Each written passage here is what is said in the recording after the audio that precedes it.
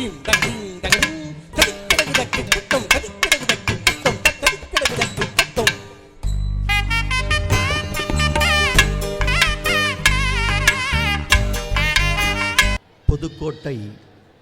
தமிழ்ச்சங்கம் நடத்துகின்ற அரமணச்சிம்மல் சீனு சின்னப்பா இலக்கிய விருதுகள் 2025 வழங்குகின்ற இந்த சிறப்புமிகு விழாவிற்கு தலைமை பொறுப்பை ஏற்றிருக்கக்கூடிய புதுக்கோட்டை தமிழ்ச்சங்கத்தினுடைய தலைவர், மிகுந்த அன்பிற்கும் மரியாதைக்கும் பாசத்திற்கும் உரிய அன்பு சகோதரர் கவிஞம் தங்கம் மூர்த்தி அவர்களே, இந்த தமிழ்ச்சங்கத்தினுடைய செயலாளராக இருக்கக்கூடிய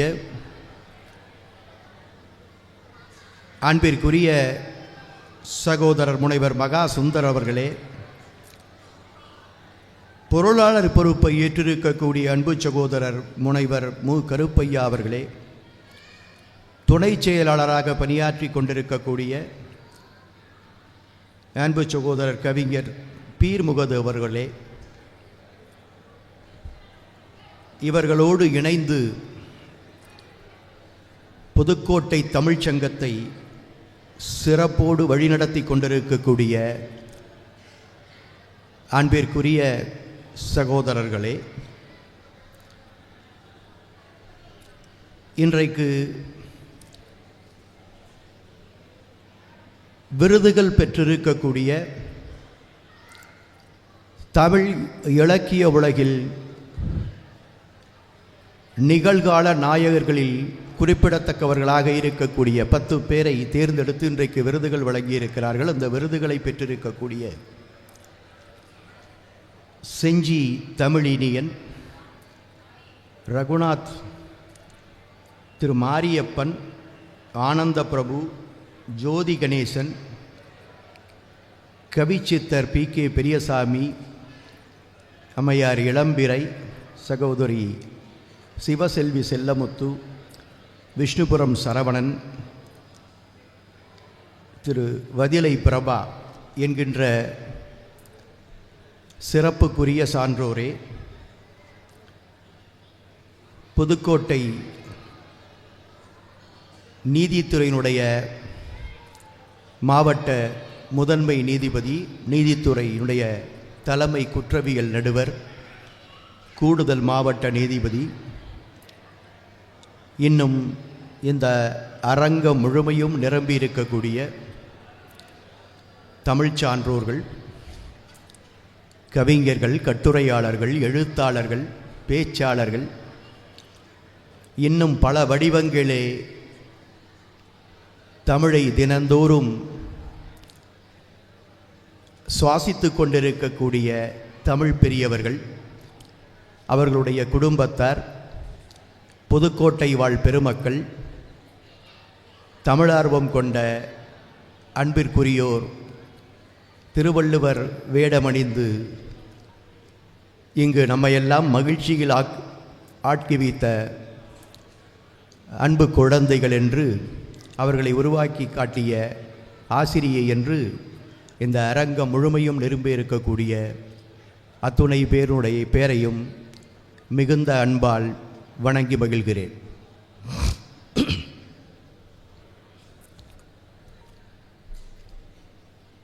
இந்த விழாவை நிச்சயித்ததற்கு பிறகு நான் வருகிறேன் என்று சொல்லிவிட்டேன். விருதுகள் வழங்க வேண்டும் என்று சொன்னார். வந்து விருதுகள் வழங்குகிறேன் என்று சொன்னேன்.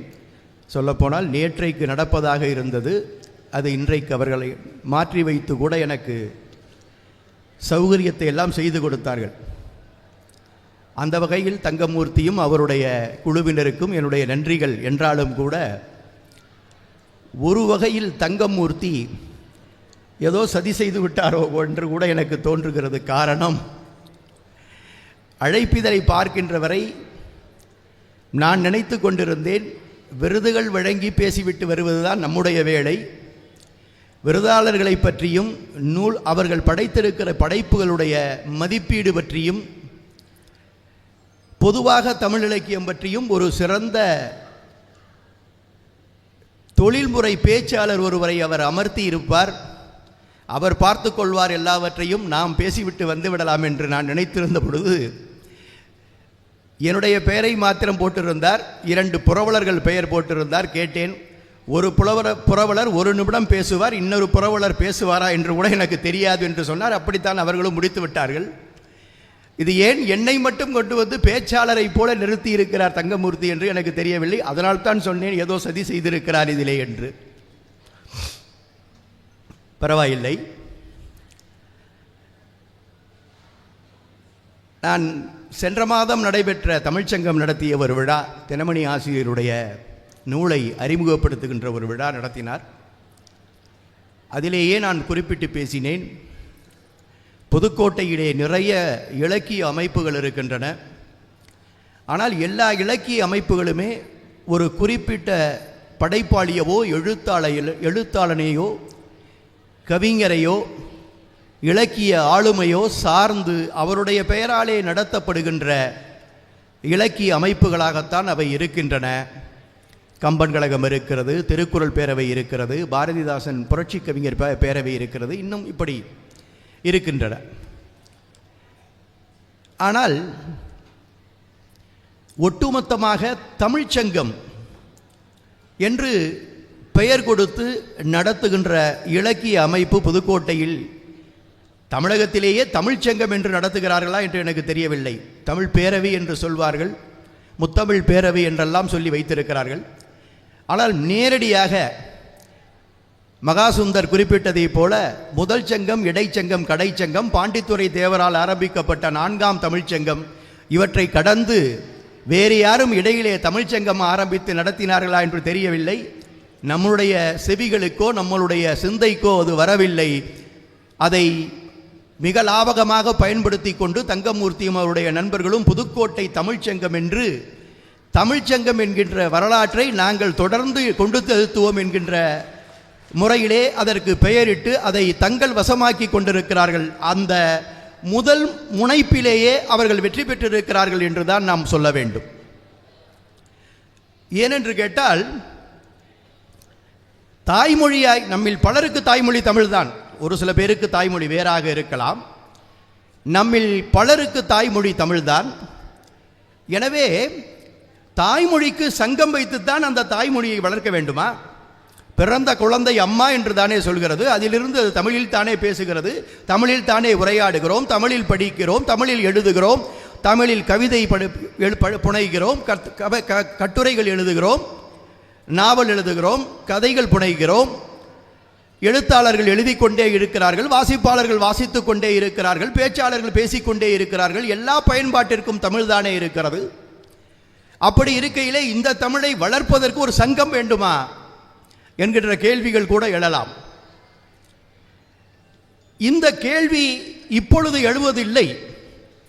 இந்த கேள்வியை இப்பொழுது நாம் எழுப்பினோம் என்று சொன்னால் இதற்கு பதில் மிக எளிமையாக நமக்கு ஏற்கனவே சொல்லப்பட்டிருக்கிறது. காரணம், அந்நிய மொழி கலப்பு ஏதுமே கிடையாது. அந்த காலத்தில், சங்க காலத்தில், சங்கம் மருவிய காலத்தில் அல்லது முதற் சங்க காலத்தில் தமிழ்தான் ஒரே மொழி.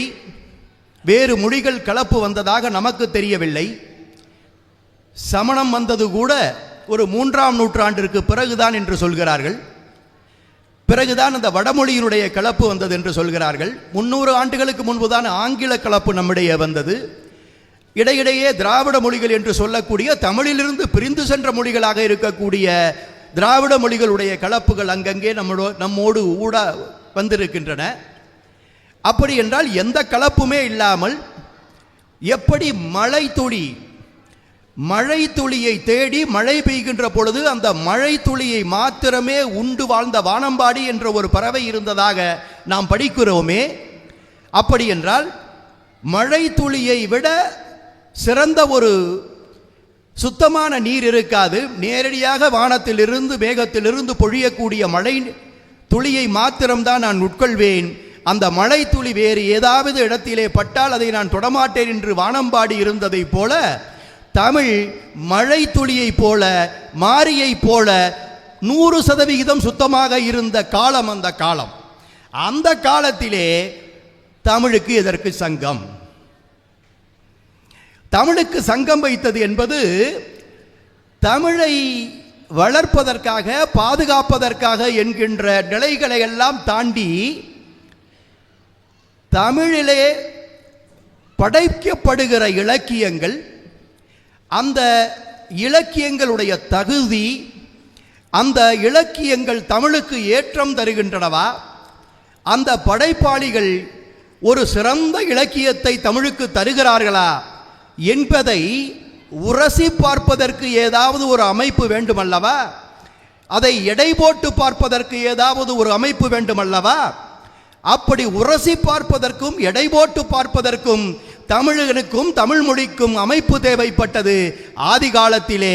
அதனால்தான் முதல் கடைச்சங்கம், முதல் தமிழ்ச்சங்கம் உருவானது.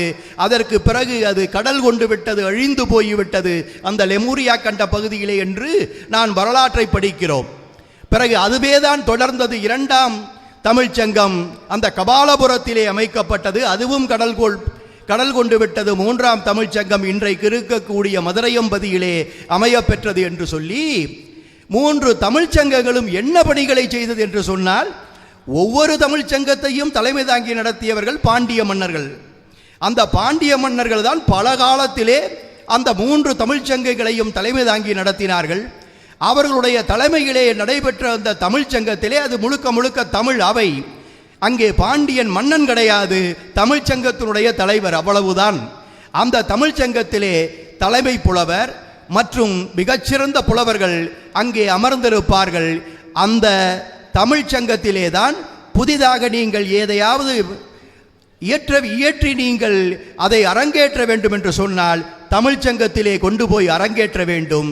தமிழ்ச்சங்கத்திலே கொண்டு போய் ஒரு இலக்கியத்தை அரங்கேற்றுவது என்றால் எளிதல்ல.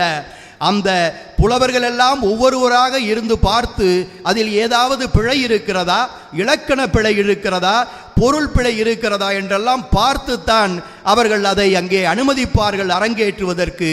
அப்படி எடை போட்டு பார்த்து தங்கத்தை உரசி பார்ப்பதை போல, தங்கத்தை எடை போட்டு பார்ப்பதை போல உரசி பார்த்து எடை போட்டு பார்த்து தகுதியாக 22 கேரட் என்று இன்றைக்கு சொல்கிறோமே, அப்படி தகுதியான இலக்கியம்தான் இந்த இலக்கியம் என்று நற்சான்று பத்திரங்கள் தமிழ்ச்சங்கம் வழங்கினால்தான் அது இலக்கியமாக அந்த காலத்திலே ஏற்கப்பட்டது.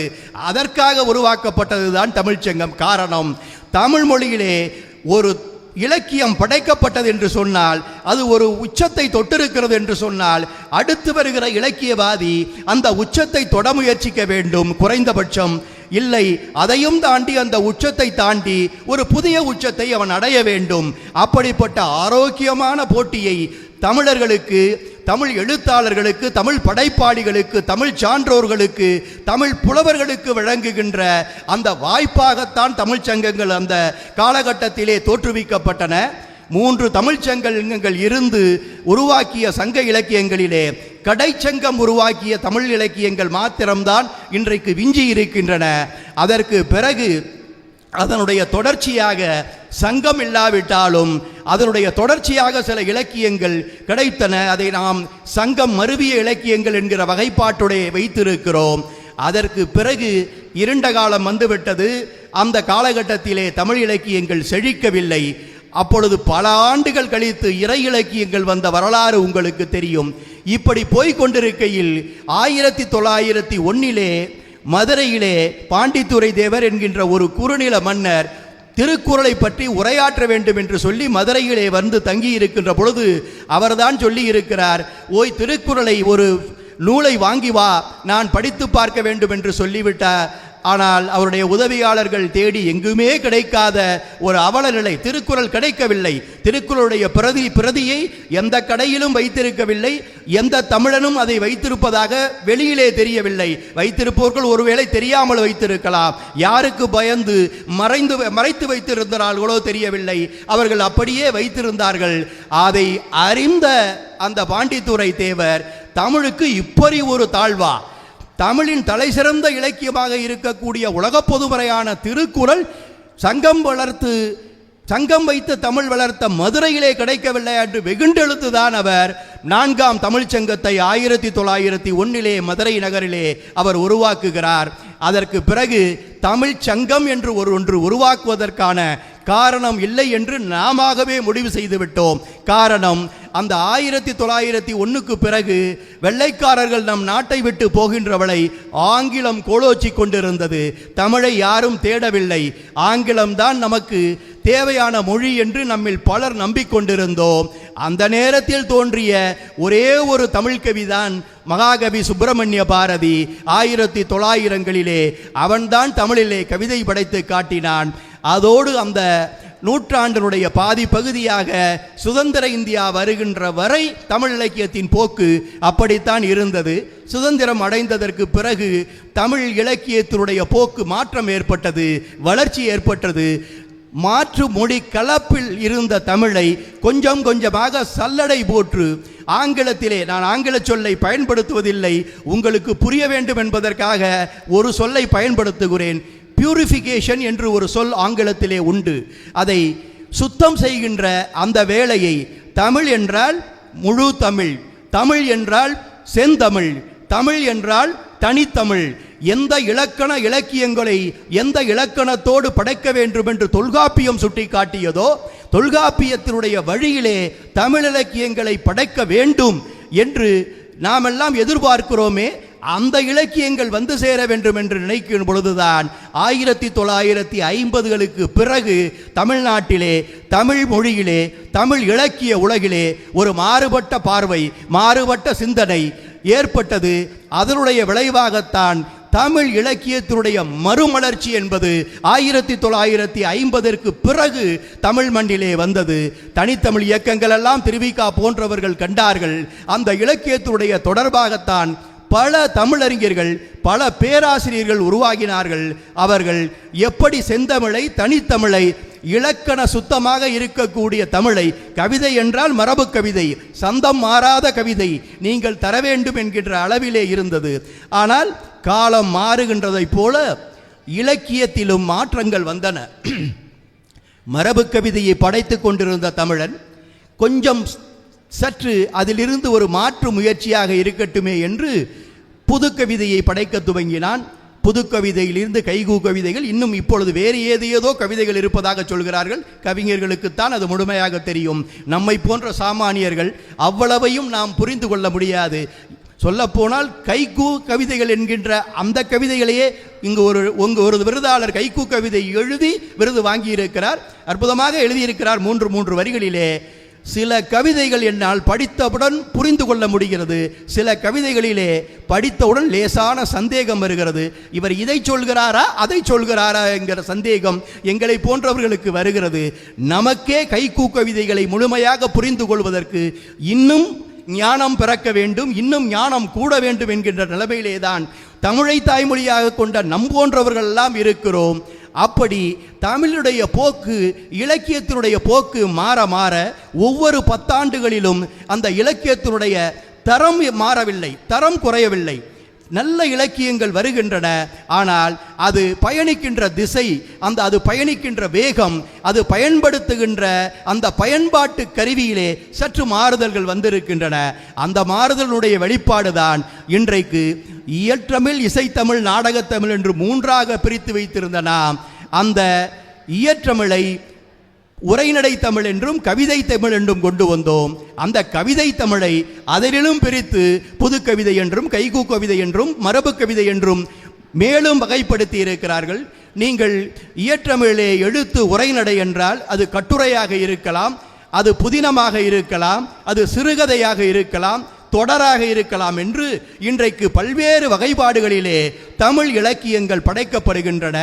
இப்படி பல்வேறு வகைப்பாடுகளிலே படைக்கப்படுகின்ற தமிழ் இலக்கியங்கள் தரமானதாக இருக்கிறதா என்றால் அதற்கு தரச்சான்று வழங்குவதற்காகவோ அல்லது தமிழிலே படைக்கப்படுகின்ற அத்துணை படைப்புகளையும் உரசி பார்த்து தரச்சான்று வழங்குகின்ற ஒரு பெரிய பொறுப்பை புதுக்கோட்டை தமிழ் சங்கத்திற்கு யாரும் கொடுத்து விடவில்லை. ஏனென்று கேட்டால் அப்படி யாரும் ஒத்துக்கொள்ள மாட்டார்கள். தமிழ்நாட்டிலே புதுக்கோட்டை என்பது ஒரு மாவட்டம், புதுக்கோட்டை என்பது ஒரு நகரம். இந்த புதுக்கோட்டை மாவட்டத்திலே, புதுக்கோட்டை நகரத்திலே இருக்கக்கூடிய புதுக்கோட்டை தமிழ்ச்சங்கம் எல்லா தமிழ் இலக்கிய பரப்பிலே வரக்கூடிய எல்லா இலக்கியங்களையும் எடை போட்டு பார்த்து மதிப்பீடு செய்து சொல்லிவிட முடியுமா? அப்படி சொன்னாலும் தமிழ் இலக்கிய உலகம் அதை ஏற்றுக்கொள்ளுமா என்கிற கேள்வியும் இருக்கத்தான் செய்கிறது. ஆனால் அதை பற்றியெல்லாம் நாம் கவலைப்பட வேண்டியதில்லை. புதுக்கோட்டையிலே நாங்கள் தமிழ்ச்சங்கத்தை உருவாக்குகிறோம்.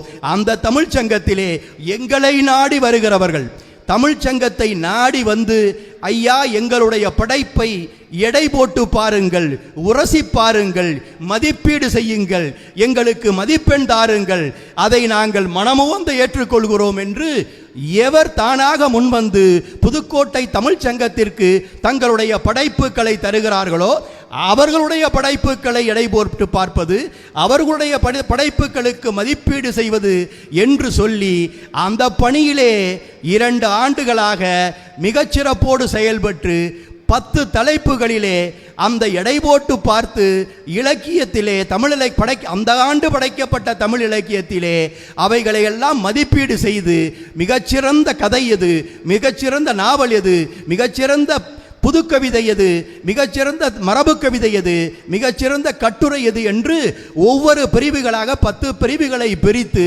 10ற்கும் ஒரு விருதை வழங்கி அதற்கு 10,000 ரூபாய் ஒவ்வொரு விருதாளருக்கும் பரிசையும் வழங்குகிறோம் என்று சொல்லி தமிழ்நாட்டிலே எத்தனையோ தமிழ் இலக்கிய அமைப்புகள் செய்யாத ஒரு பெரும்படியை தன் தோளிலே சுமந்து கடந்த சில ஆண்டுகளாக மிகச்சிறப்பாக செய்து கொண்டிருக்கக்கூடிய புதுக்கோட்டை தமிழ் சங்கத்தையும் அதனுடைய தலைவர், செயலர் உள்ளிட்ட அத்துணை உறுப்பினர்களையும் இந்த மன்றத்தின் சார்பாக நான் பாராட்ட கடமைப்பட்டிருக்கிறேன், வாழ்த்த கடமைப்பட்டிருக்கிறேன். இந்த விருதுகள் அரமணச்செம்மல் தெய்வ திரு சீனு சின்னப்பா அவர்களுடைய பெயராலே வழங்கப்படுகிறது. அரமணச்செம்மல் சீனு சின்னப்பா என்பவர் யார்? அவர் பெயரிலே எதற்காக விருதுகள்? அவருக்கும் தமிழ் இலக்கியத்திற்கும் என்ன தொடர்பு என்று உள்ளூர்காரர்கள் கேட்க மாட்டார்கள், வெளியூர்காரர்கள் கேட்கலாம், படைப்பாளிகளிலே சிலர் கேட்கலாம், விருதாளர்களிலே சிலர் கேட்கலாம். திரு சீனு சின்னப்பா என்பவர் தமிழிலே கவிதை புனைகிறவரோ, கட்டுரை எழுதுகிறவரோ, புதினம் எழுதுகிறவரோ அல்லர். அல்லது எல்லா தமிழ் இலக்கியங்களையும் கரைத்து குடித்துவிட்டு தமிழ் இலக்கியம் பேசுகின்ற ஒரு தொழில்முறை எழுத்தாளரோ பேச்சாளரோ அல்லர். அவர் சிறு வயதிலிருந்து ஒரு சிறு வியாபாரத்தை கொண்டிருந்தவர். அந்த பேக்கரி என்று சொல்லக்கூடிய அடுமனை வியாபாரம், அந்த அடுமனை வியாபாரத்தை நடத்தி காட்டி கொண்டிருந்தவர். தானாக தனி ஆளாக அடுமனையிலே தயாரிக்கப்பட்ட உணவுப் பொருட்களை ஒரு மிதிவண்டியிலே எடுத்துக்கொண்டு போய் வீடு வீடாக கடை கடையாக விற்பனை செய்தேன் என்று அவரே தன்னுடைய சுயசரித்திரமாக சொல்லி இருக்கிறார். அப்படி இருந்தவர் கொஞ்சம் கொஞ்சமாக தன்னுடைய வாழ்க்கையில் உழைப்பால் முன்னேறி புதுக்கோட்டையின் புகழ்மிக்க பேக்கரி மகராஜ் என்று சொல்லக்கூடிய அடுமனை உணவுப் பொருட்களின் மிகச்சிறந்த ஒரு நிறுவனமாக அதை உருவாக்கி புதுக்கோட்டையின் எந்த மூலையிலே திரும்பினாலும் அங்கே ஒரு விற்பனை நிலையம் இருக்கும். ஆயிரக்கணக்கான மக்கள் அதை சுவைத்து சாப்பிடக்கூடிய ஒரு நிறுவனமாக மாற்றி வெளியூரில் இருந்து வருபவர்கள் கூட புதுக்கோட்டையிலே பேக்கரி மகராஜுடைய அடுமனை பொருட்கள் மிகச்சிறப்பாக நமக்கு கிடைக்குமே என்று சொல்லி வாங்கி கொண்டு வெளியூர்களுக்கு செல்லக்கூடிய அளவிற்கு புதுக்கோட்டைக்கு ஒரு புது பெயரையும் விலாசத்தையும் முகவரியும் தந்தவர் தான் திரு பேக்கரி மகராஜ் சீனு சின்னப்பா அவர்கள். சரி, இது வியாபாரத்திலே அவர் சாதித்தது. வியாபாரத்தை தாண்டி அவர் என்ன செய்தார்? ஒரு வியாபாரி என்பதனால் அவருடைய பெயரிலே விருதுகளா என்றால் இல்லை. அரமணச்செம்மல் என்கிற பெயர், அவர் பட்ட பெயர் அவருக்கு வழங்கப்பட்டது சில ஆண்டுகளுக்கு முன்பு. அது என்ன அரமணச்செம்மல் என்று சொன்னால், நீங்கள் வியாபாரம் செய்வது என்பது ஒன்று, பொருள் ஈட்டுவது என்பது ஒன்று. அந்த ஈட்டிய பொருளை மேலும் மேலும் வியாபாரத்தை பெருக்கக்கூடியவர்கள் இருக்கின்ற நாட்டிலே, அல்லது அந்த வியாபாரத்தினுடைய தன்மையை இன்னும் பல மடங்கு பெருக்கி மிகச்சிறந்த வியாபாரியாக, தொழில் வல்லுநராக, தொழில் அதிபராக, பெருந்தொழில் அதிபராக உயர்ந்து நிற்க வேண்டும். இன்னும் இன்னும் பல ஆயிரக்கணக்கான ரூபாய்களை, லட்சக்கணக்கான கோடிக்கணக்கான ரூபாய்களை தொடர்ந்து சம்பாதிக்க வேண்டும் என்கின்ற தனியாத தாகத்திலே வேகமாக ஓடிக்கொண்டும் பயணித்து கொண்டும் இருப்பவர்கள் தான் தொழில் முனைவோர்கள்.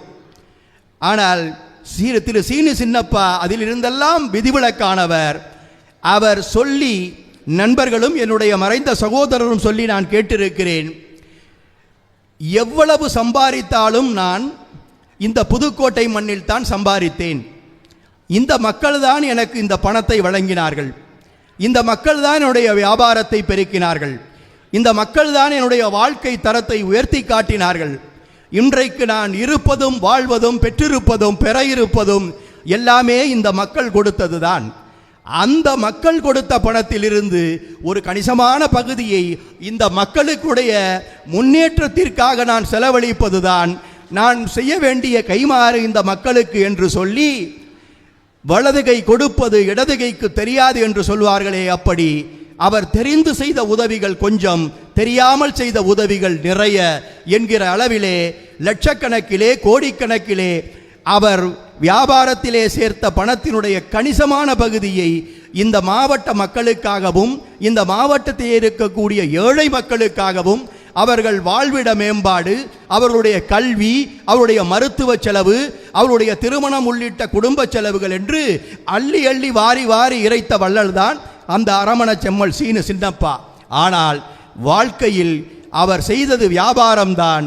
ஒரு நாளும் ஒரு பொழுதும் கிஞ்சித்தும் அற வாழ்க்கையிலிருந்து அவர் கொஞ்சம் கூட விலகியதே இல்லை. அற வாழ்க்கையில் தான் கடைசி வரை பயணித்தார். கடந்த 3 ஆண்டுகளுக்கு முன்பு அவர் நம்மை விட்டு பிரிகின்ற காலம் வரை. அப்படி இருந்த காரணத்தினால்தான் அரமண செம்மல் என்கின்ற பெயரை பெற்றிருக்கிறார்.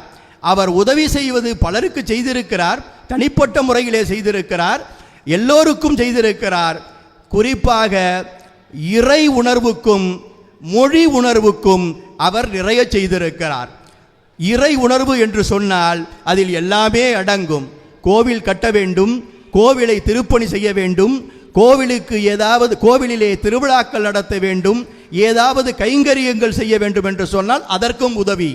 அதை தாண்டி இலக்கிய விழாக்கள் நடத்துகிறோம், மொழி சார்ந்த விழாக்கள் நடத்துகிறோம், பரிசுகளை வழங்குகிறோம், பட்டங்களை வழங்குகிறோம், அல்லது நூலை வெளியிடுகிறோம், நூலை தயாரித்து தருகிறோம் என்று இலக்கிய உலகிலே எதையெல்லாம் சிந்திக்கிறார்களோ இலக்கியவாதிகள், அவர்களை தேடி தேடி பிடித்து அவர்களுக்கு உதவி செய்தவர் தான் சீனு சின்னப்பா. அவரே ஒரு தமிழ் பற்றாளர், தமிழ் இலக்கிய பற்றாளர், தமிழில் உள்ள அற இலக்கிய பற்றாளர். அதனால் தான் அற இலக்கியத்தின் தல இலக்கியமாக தமிழிலே நாம் ஏற்றுக்கொண்டிருக்கக்கூடிய ஐயன் திருவள்ளுவர் நமக்கு அருளி செய்த அந்த திருக்குறள்.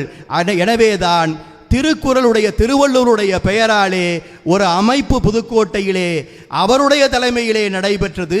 அதிலும் விழாக்கள் நடைபெற்றன, அதற்கும் உதவிகள் எல்லாம் வழங்கினார்.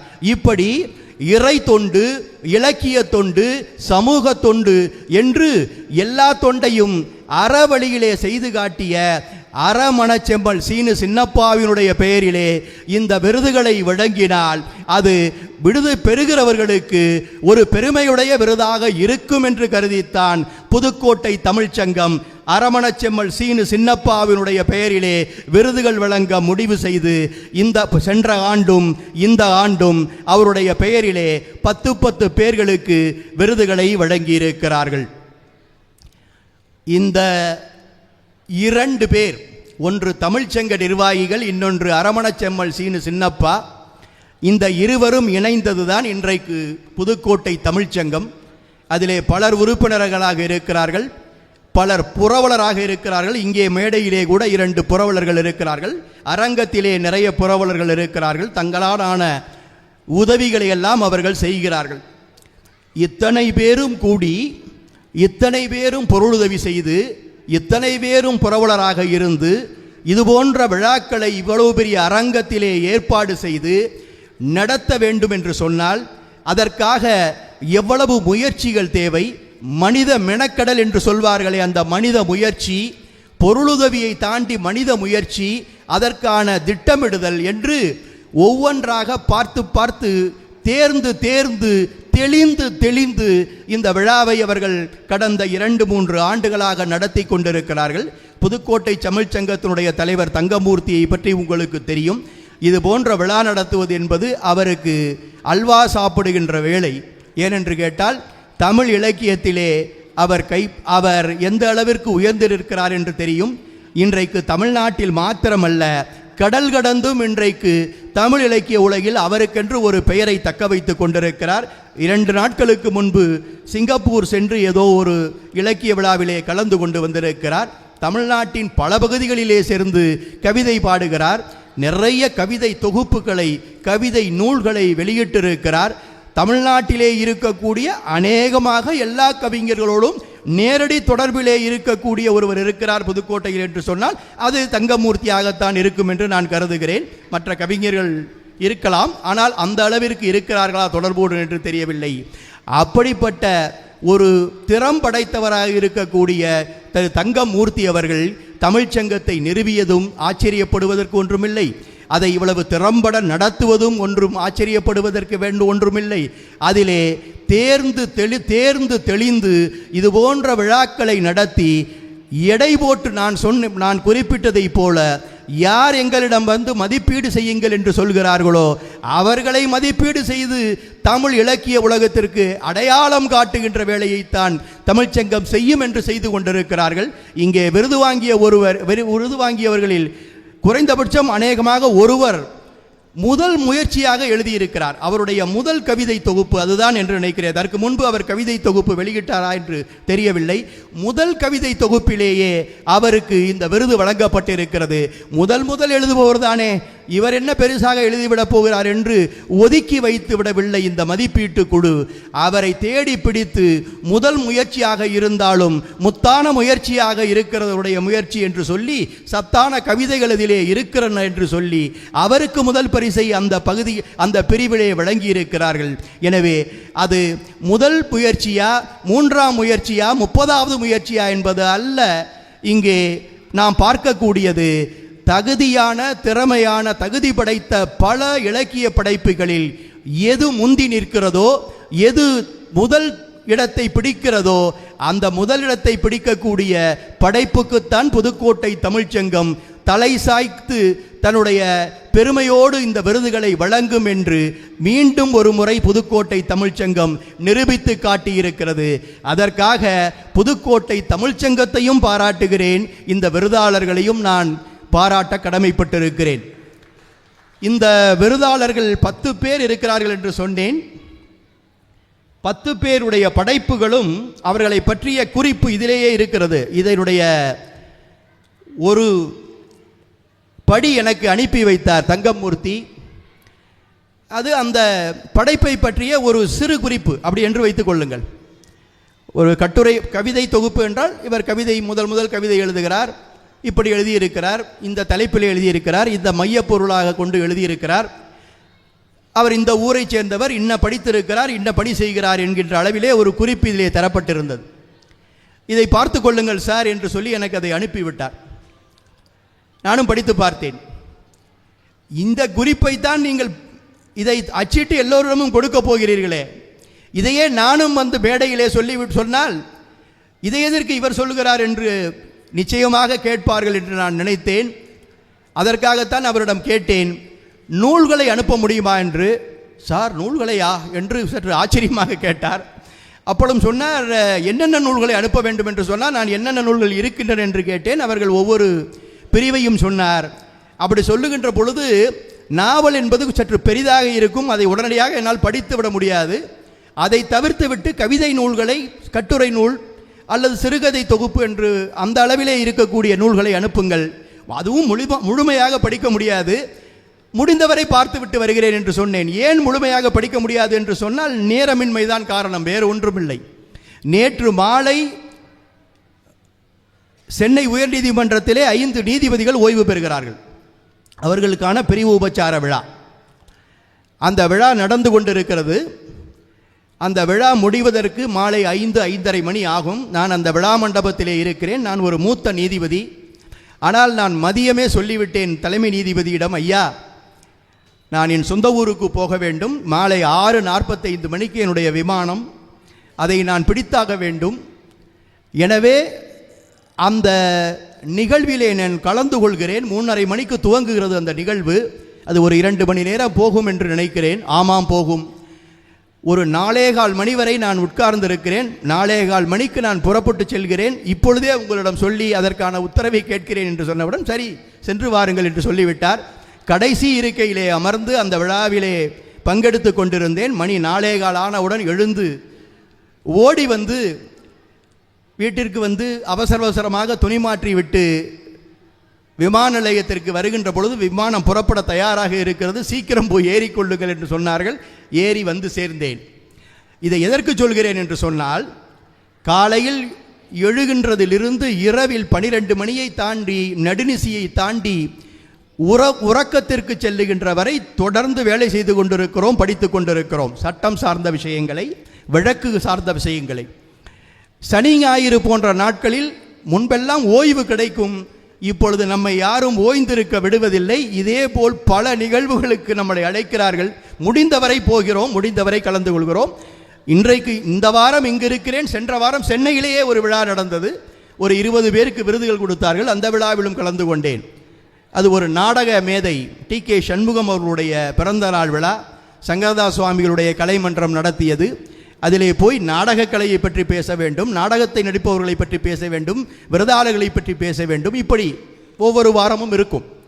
இப்படி இருக்கின்ற பொழுது இந்த 10 புத்தகங்களையும் முழுமையாக படித்துவிட்டு நான் வந்து தமிழ்ச்சங்க விழாவிலே பேசிவிட முடியும் என்று நான் எண்ணி அந்த நூல்களை கேட்கவில்லை. நூல்கள் என் கையிலே இருந்தால் குறைந்தபட்சம் எனக்கு நேரம் கிடைக்கும் பொழுது பிரட்டி பார்க்கின்றேன்.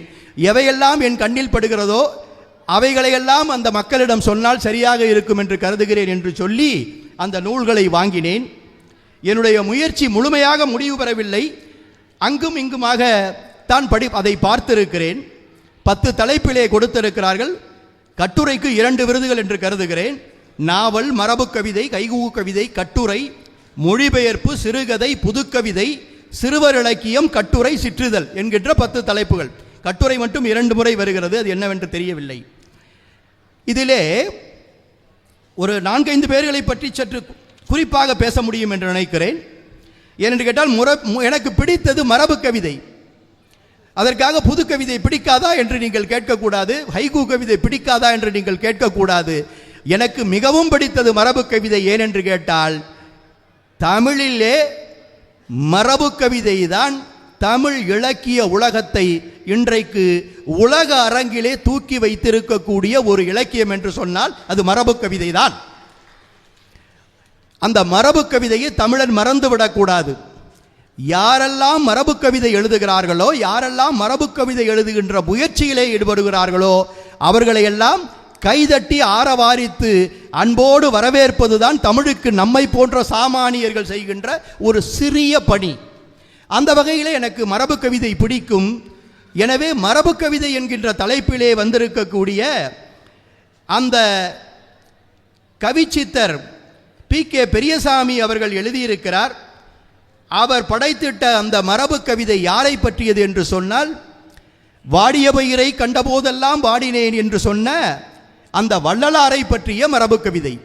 வள்ளலாருடைய வாழ்க்கையை மரபு கவிதையிலே வடித்தெடுத்திருக்கிறார். புதுக்கோட்டை தமிழ்ச்சங்கம் எப்படி தரமான இலக்கியங்களுக்கு பரிசு கொடுக்கிறேன் என்பதற்கு 2 உதாரணங்களை என்னால் சொல்ல முடியும். சென்ற ஆண்டு இதே மரபு கவிதைக்கு விருது வழங்கப்பட்டது. அந்த விருதை பெற்றவர் இந்த ஊர்க்காரர். இந்த ஊர்க்காரர் என்றால் இந்த மாவட்டத்திலே பிறந்தவர், ஆனால் அவர் ஒரு 50 ஆண்டுகளாக சென்னையிலே இருக்கக்கூடியவர். காவிய கவிஞர் வெற்றிவேலன் என்று அவருக்கு பெயர். அவர் தமிழ்நாடு வீட்டு வசதி வாரியத்திலே அதிகாரியாக வேலை பார்த்து ஓய்வு பெற்றவர். வேலை பார்க்கின்ற பொழுதே கவிதை எழுதுவதிலே அவருக்கு இருந்த நாட்டத்தை வைத்துக்கொண்டு கவிதை தொகுப்புகளை எழுதி அவர் வெளியிட்டவர். இதுவரை ஒரு 20-22 கவிதை தொகுப்புகளை அவர் வெளியிட்டிருக்கிறார். நானே அநேகமாக எல்லா வெளியீடுகளிலும் கலந்து கொண்டிருக்கிறேன்.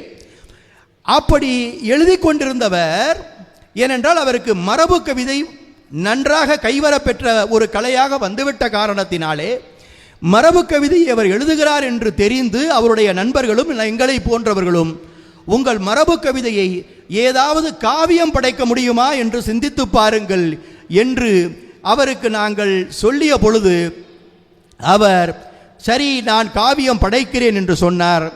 அப்படி காவியம் படைத்து 3 பெரும் காவியங்களை தமிழுக்கு மரபு கவிதையிலே அவர் தந்திருக்கிறார்.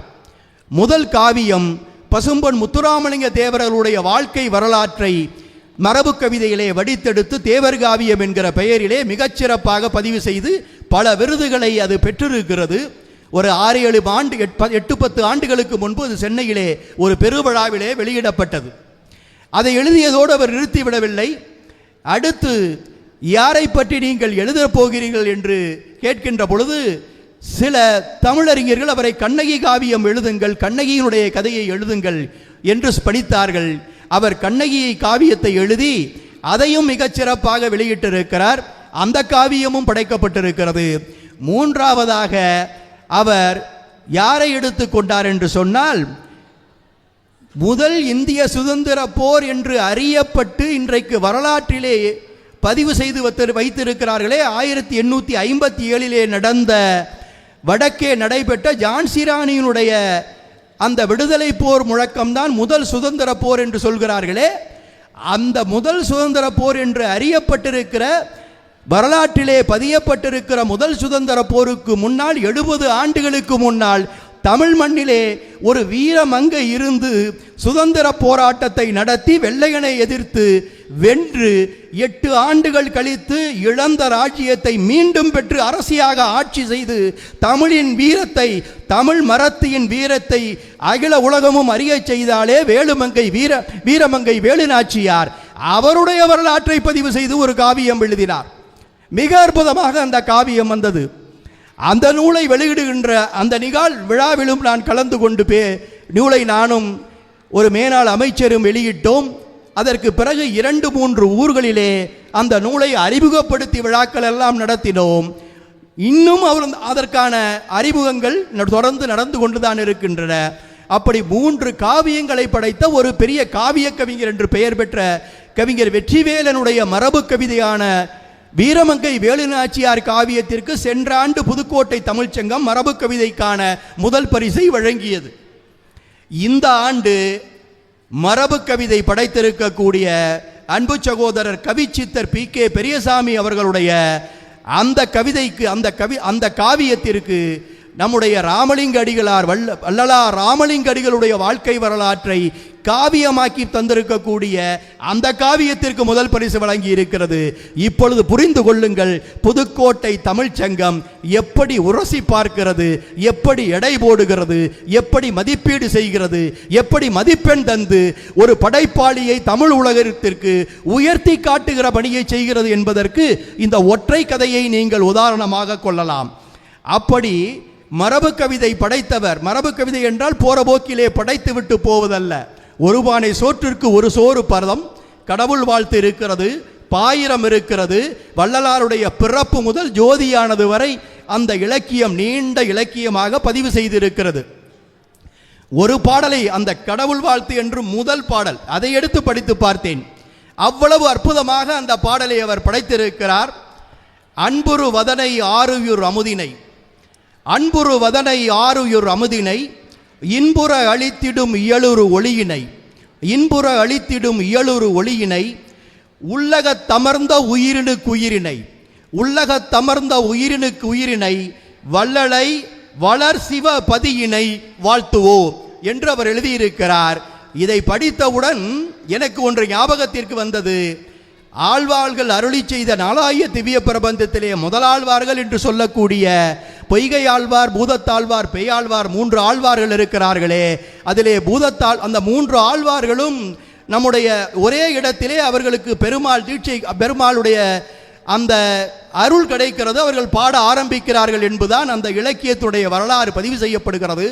அதிலே பூதத்தாழ்வார் பாடுவாள், அன்பே தகலியா ஆர்வமே நெய்யாக இன்புருகு சிந்தை எடுதிரியா நண்புருகி ஞானச்சுடர் விளக்கேற்றினேன் நாரணர்க்கு ஞானத்தமிழ் புரிந்த நான் என்று சொல்லுவார். இப்பொழுது நான் ஒப்பிட்டு பார்க்கிறேன். பூதத்தாழ்வார் பாடிய அதே பாணியிலே ஏறத்தாழ அதே சந்தத்திலே இது அமைந்திருக்கிறது பாருங்கள். அன்பே தகலியா ஆர்வமே நெய்யாக இன்புருகு சிந்தை எடுதிரியா நண்புருகி நாணச்சுடர் விளக்கேட்டினே நாரணர்க்கு ஞானத்தமிழ் புரிந்த நான். நம் கவிஞர் எழுதுகிறார் பாருங்கள். அன்புரு வதலை ஆறுயுர் அமுதினை இன்புற அளித்திடும் இயலுரு ஒளியினை உள்ளகத்தமர்ந்த உயிரினுக்கு உயிரினை வள்ளலை வளர்சிவ பதியினை வாழ்த்துவோம். சற்றும் குறையாத ஒரு சந்தத்தோடு இந்த மரபு கவிதையிலே அவர் இந்த இலக்கியத்தை படைத்து காட்டியிருக்கிறார். ஆகவே ஒரு தலைசிறந்த நல்ல கவிதைக்கு, நல்ல மரபு கவிதை நூலுக்கு புதுக்கோட்டை தமிழ்ச்சங்கம் விருது வழங்கி இருக்கிறது. அன்பிற்குரிய கவிஞர் கவிச்சித்தர் PK பெரியசாமி அவர்களை நான் வாழ்த்துகிறேன், பாராட்டுகிறேன். அப்படியே புதுக்கவிதைக்கு வந்து விடலாம்.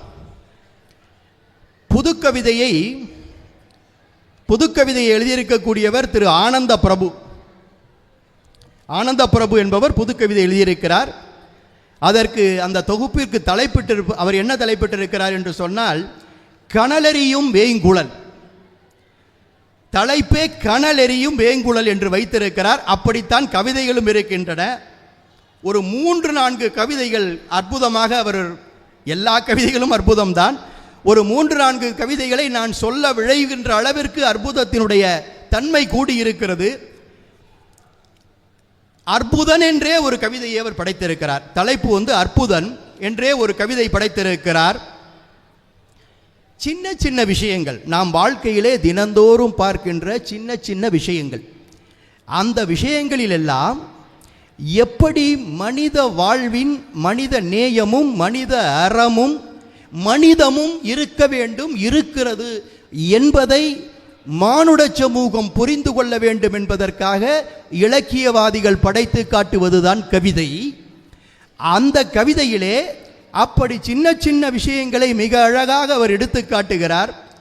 ஒரு மனிதனை எப்படி அற்புதமான மனிதரையா அவர் என்று எப்படி சொல்லுவீர்கள், இப்படி சொல்லலாம் என்று அவர் சொல்கிறார். அற்புதன் என்று தலைப்பிட்டு, பின்னாளில் இருந்து பார்க்க நண்பனை போல் இருந்தது, உற்சாக மிகுதியில் முதுகில் தட்டினேன், திரும்பியவன் முகம் பார்த்ததும் சற்றே பதற்றமாகி மன்னிக்கவும் நண்பன் என நினைத்தேன் என்று அசடு வழிந்தேன். இது பெரும்பாலானுக்கு நடந்திருக்கும்.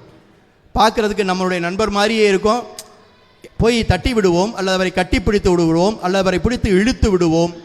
திரும்பினால் அது வேறு ஆளாக இருந்து போகும். அப்பொழுது நமக்கு நம்முடைய முகம் வெளிரி போகும். என்ன சொல்வாரோ இவர் என்கின்ற ஒரு பதட்டம் இருக்கும். அதை எழுதுகிறார். நண்பன் என நினைத்தேன் என்று அசடு வழிந்தேன், சில நொடிகள் பார்த்துவிட்டு அதனால் என்ன நண்பனே, அதனால் என்ன நண்பன் என நினைத்து கொள்ளுங்கள் என புன்னகைக்கிறான் அந்த அற்புதன். அற்புதனுக்கு விளக்கம் ஏனென்று கேட்டால், இது ஒரு சின்ன விஷயம், சம்பந்தமில்லாமல் நம்ம ஒரு பின்னாடி இழுத்தார், அல்லது தள்ளிவிட்டார், அல்லது முதுகில் ஓங்கி அடிப்பார், தட்டினார், பார்த்தவுடன் நமக்கு கோபம் வரும். ஆனால் அதனால் என்ன, என்னை நண்பன் என நினைத்துக் கொள்ளுங்கள் என்று சொல்லுகின்ற அந்த மனித பண்பு இருக்கிறதே, எல்லோரிடத்திலும் அந்த மனித பண்பு வேண்டும் என்றுதான் அந்த கவிதை சொல்கிறது. சின்ன புது கவிதையிலே பெரிய விஷயங்கள். அதேபோல் அசிங்கம் என்று ஒரு கவிதை.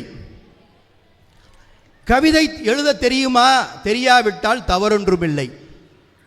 பிடித்த கவிதைகளை வாசிக்க வழக்கம் இல்லையா, தவறொன்றுமில்லை. கவிதை ஏதாவது கேட்பதற்கு நேரம் இல்லையா, தவறொன்றுமில்லை. சும்மா கிட, அடுத்தவன் பிள்ளையை கடத்தி போய் உன் பிள்ளை என்று பிரசங்கம் செய்யாதே, அதுதான் அசிங்கமாய் இருக்கிறது. அநேகமாக எல்லா படைப்பாளிகளுக்கும் பிடித்த கவிதையாக இது இருக்கும் என்று நினைத்து எனக்கும் பிடித்திருந்தது, அதனால் தான் இங்கே குறிப்பிட்டேன். இன்னொரு கவிதை, பேரன்பின் பெருவெள்ளம் பெருச்சம் என்று ஒரு கவிதையை சொல்லுகிறார். இதுவும் ஒரு சாதாரண மனிதனுக்கு நம்மில் பல நேரங்களில் பலருக்கு ஏற்படுகிற ஒரு சிறிய இடரல். அந்த இடரல் வருகின்ற பொழுது நாம் என்ன பதைப்போம், அது எப்படி சரி செய்ய வேண்டும் மனிதநேயத்தோடு என்கின்ற சொல்லுகின்ற கவிதை. பேரன்பின் பெருவெள்ளம், தேநீரும் வடையும் உண்டிருப்பார் போல, கொடுத்த நோட்டு செல்லாதென்றதும் பதறி போய் சட்டை பையை தொழாவுகிறார். சில சில்லறைகள் தட்டுப்படுகின்றன.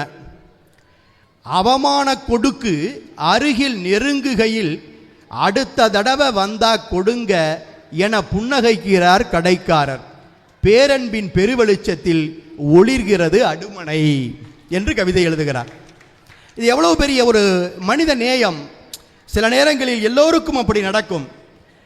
சட்டை பை ஓட்டையாகிவிட்டது, காசு தொலைந்து விட்டது என்று நம்மில் பலர் பல காலங்களிலே சொல்லி, இப்பொழுது காசெல்லாம் வைத்துக் கொள்ள வேண்டிய அவசியம் இல்லை. ஏனென்று கேட்டால் அதற்கு மதிப்பே இல்லை. நாணயங்கள் எல்லாம் நாணயங்கள் இல்லாமல் போய்விட்ட ஒரு காலத்திலே நாம் வாழ்ந்து கொண்டிருக்கிறோம்.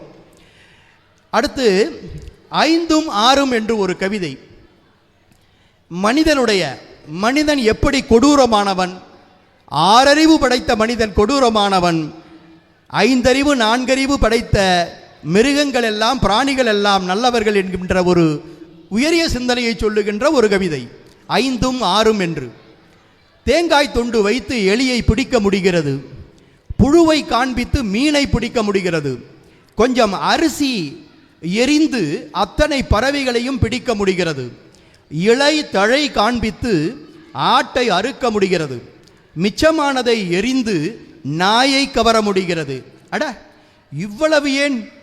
பழத்துக்குள் வெடிமருந்து வைத்து யானையை கூட கொல்ல முடிகிறது. நம்பி வரும் அகிரிணைகளின் நம்பிக்கையை கூட காப்பாற்ற முடியாமல் பின் என்ன வேண்டிக்கிறது மனிதனின் பலம் நம்பிக்கையில். இன்னும் ஒரே ஒரு கவிதை அவருடைய தொகுப்பில் இருந்து சொல்லுகிறேன். எல்லா கவிதைகளும் நன்றாக இருக்கின்றன. கவி அரங்கம் ஏனென்று கேட்டால் இந்த இடத்திலே இது பொருத்தமாக இருக்கும் என்பதால் சொல்லுகிறேன். எப்படி நிறைந்து நிரம்பி வழிகின்ற மண்டபத்திலே இந்த விழா நடக்கிறது. ஆனால் பொதுவாக இலக்கிய விழாக்கள் கவியரங்கங்கள் நடக்கின்ற பொழுது சில நேரங்களிலே நிலைமைகளை நாம் பார்த்திருக்கிறோம்.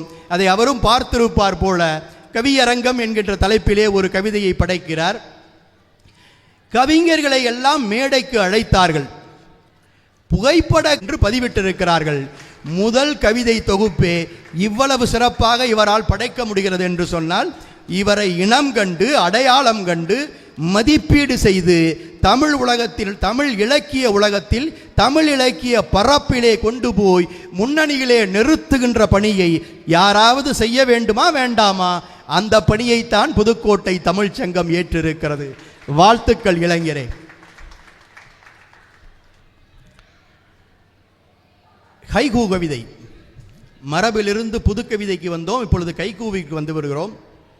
சொல்லப்போனால் மாணவர்களுக்கு எப்படி கணிதமும் இயற்பியலும் தேர்வு வந்தால் எப்படி கஷ்டப்படுவார்கள். ஏன்னா வரலாறு, புவியியல், தமிழ், பொருளாதாரம் கூட பரவாயில்லை, அறிவியல் கூட ஓரளவு பரவாயில்லை, எளிதாக படித்து விடுவார்கள் மாணவர்கள். கணிதம், இயற்பியல், வேதியியலை கூட படித்து விடலாம், விலங்கியலை படித்து விடலாம், தாவரவியலை படித்து விடலாம். ஆனால் இயற்பியலை படிப்பது என்பது அவ்வளவு எளிதல்லை. ஏனென்றால் நான் மிக குறைவாக இயற்பியலிலே மார்க் வாங்கிய மாணவன். என்னை போன்ற அனுபவம் பலருக்கு உண்டு. அப்படி இயற்பியலை பார்த்தவுடன் அல்லது கணிதத்தை பார்த்தவுடன் நான் சற்று அப்படி அயற்சி விடுவோம் அல்லவா? அப்படி இந்த கைகூ கவிதையை பார்த்தவுடன் இயற்பியலை பார்த்ததை போல் ஒரு அயற்சி எனக்கும் உண்டு. காரணம், மரபு கவிதை புரிவதை போல், புது கவிதை புரிவதை போல் கைகூ கவிதைகள் என்னை போன்றவர்களுக்கு அவ்வளவு எளிதாக புரிவதில்லை. கவிஞர்களுக்கு மாத்திரம்தான் புரியும். இருந்தாலும் கூட அதில் 1-2 கவிதைகளை நாம் நிச்சயமாக பாராட்டி சொல்லலாம் என்று என்னறிவுக்கு எட்டியவரை நான் உங்கள் முன்னால் வைக்கிறேன். அவர் தலைப்பெல்லாம் கைகூ கவிதையில் தான் தலைப்பு கிடையாது, நான் தலைப்பு கொடுத்திருக்கிறேன்.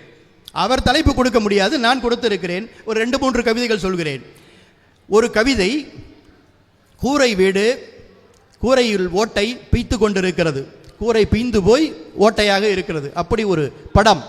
அந்த படத்திற்கு கீழே அந்த கவிதை, கூரையை பீய்த்து கொண்டு கொடுத்தது தெய்வம், நிறைய வெயில். அவ்வளோதான் கைகூ.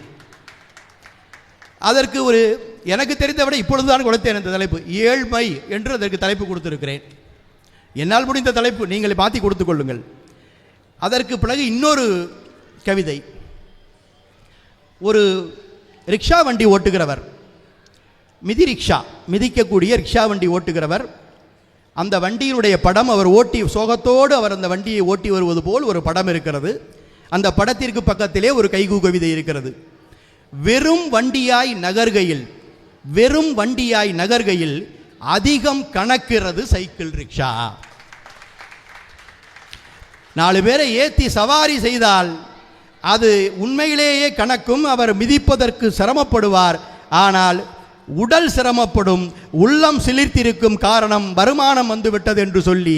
ஆனால் இன்றைக்கு உடல் அவருக்கு கணக்கவில்லை, உடல் இலகுவாக அதை மிதிக்கிறது, உள்ளம் கணத்து போகிறது. அதனால் வெறுமண்டியாய் நகர்கையில் அதிகம் கணக்கிறது சைக்கிள் ரிக்ஷா. நான் அதற்கு வருமானம் இல்லை என்று ஒரு தலைப்பை கொடுத்தேன். அடுத்து ஒரு கவிதை.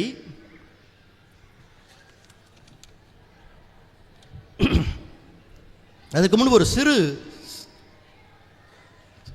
ஒரு சிறு கதை இல்லை, நடந்தது, அவர் பேசியது, ஒரு பெரிய மனிதர் பேசியது, அதை சுட்டி காட்டுகிறேன். மறைந்த மேனாள் குடியரசுத் தலைவர் ஐயா அப்துல் கலாம் அவர்கள் இதுபோல் ஒரு விழாவுக்கு செல்கிறார். ஒரு பள்ளி விழா என்று கூட, ஒரு பள்ளி அல்லது கல்லூரி, ஒரு கல்விச்சாலையினுடைய விழா. அந்த விழாவிலே போய் அவர்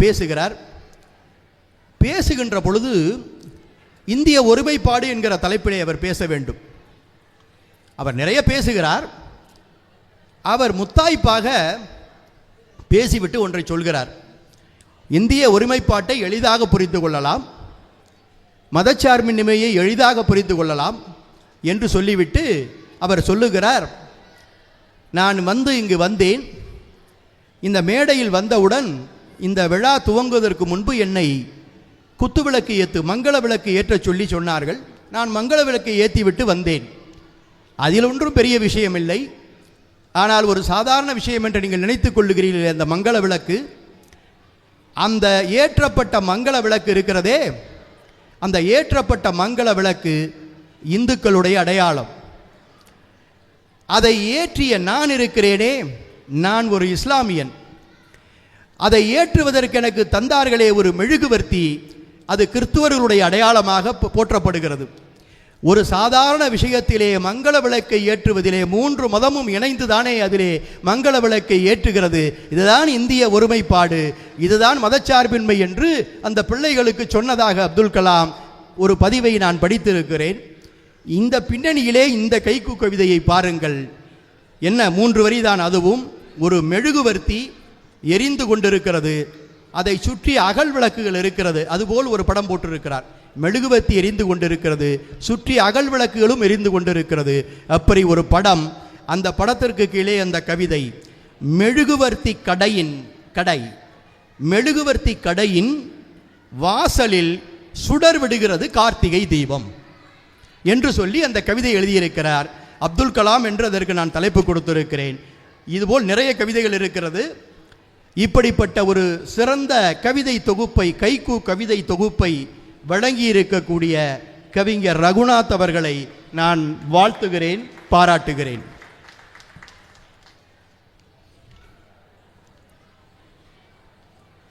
அன்பு சகோதரி சிவச்செல்வி செல்லமுத்து ஒரு சிறுகதை தொகுப்பு, அதிலே ஒரு சிறுகதையை நான் படித்தேன். எனவே அதை இறுதியாக சொல்கிறேன். ஏனென்று கேட்டால், நான் படிக்காத விஷயங்களை எல்லாம் வேகமாக சொல்லிவிட்டு படித்ததை கொஞ்சம் விரித்து சொல்லலாம்.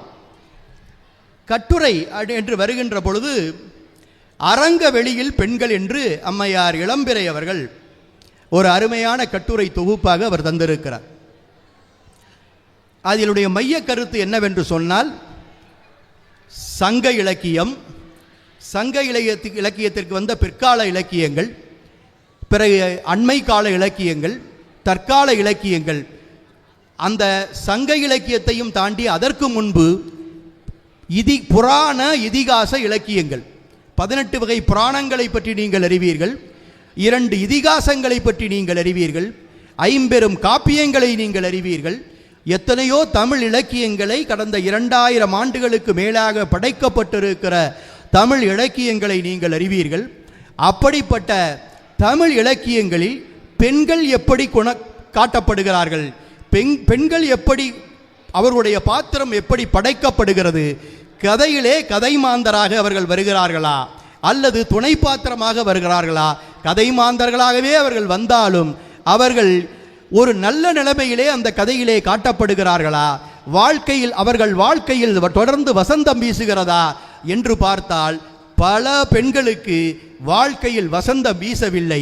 அவர்கள் காவிய பெண்களாக இருந்தாலும் சரி, இதிகாச கால பெண்களாக இருந்தாலும் சரி, புராண கால பெண்களாக இருந்தாலும் சரி, அதற்கு பிறகு வந்த தற்கால கவிதைகளிலோ கதைகளிலோ வரும் பெண்களாக இருந்தாலும் அப்படித்தான் இருக்கிறது என்று சொல்லி ராமாயணத்திலே இருக்கக்கூடிய பெண்பாத்திரங்கள், அது சீதையாக இருக்கட்டும், அல்லது சூர்பனகையாக இருக்கட்டும், மண்டோதரியாக இருக்கட்டும், அகலிகையாக இருக்கட்டும், இப்படி தாடகையாக இருக்கட்டும், யாராக இருந்தாலும் நீங்கள் பார்த்தீர்கள் என்று சொன்னால் அதில் வருகிற எந்த பெண்பாத்திரமும் மகிழ்வாக கதை முழுக்க இருக்காது. நீங்கள் சீதை எப்பொழுதுமே மகிழ்வாக இருந்தார் என்று சொல்ல முடியாது. மிகப்பெரிய வேதனைக்கு ஆளானார் அவர். சரி, சூர்பனகை இருக்கிறாளே, அவளுக்கு என்ன? அவள் பட்ட வேதனை உங்களுக்கு தெரியும். ஒன்று விரகதாபத்திலே அவள் பட்ட வேதனை, அதை வால்மீகியும் கம்பனும் மிகச்சிறப்பாக சொல்லுவார்கள்.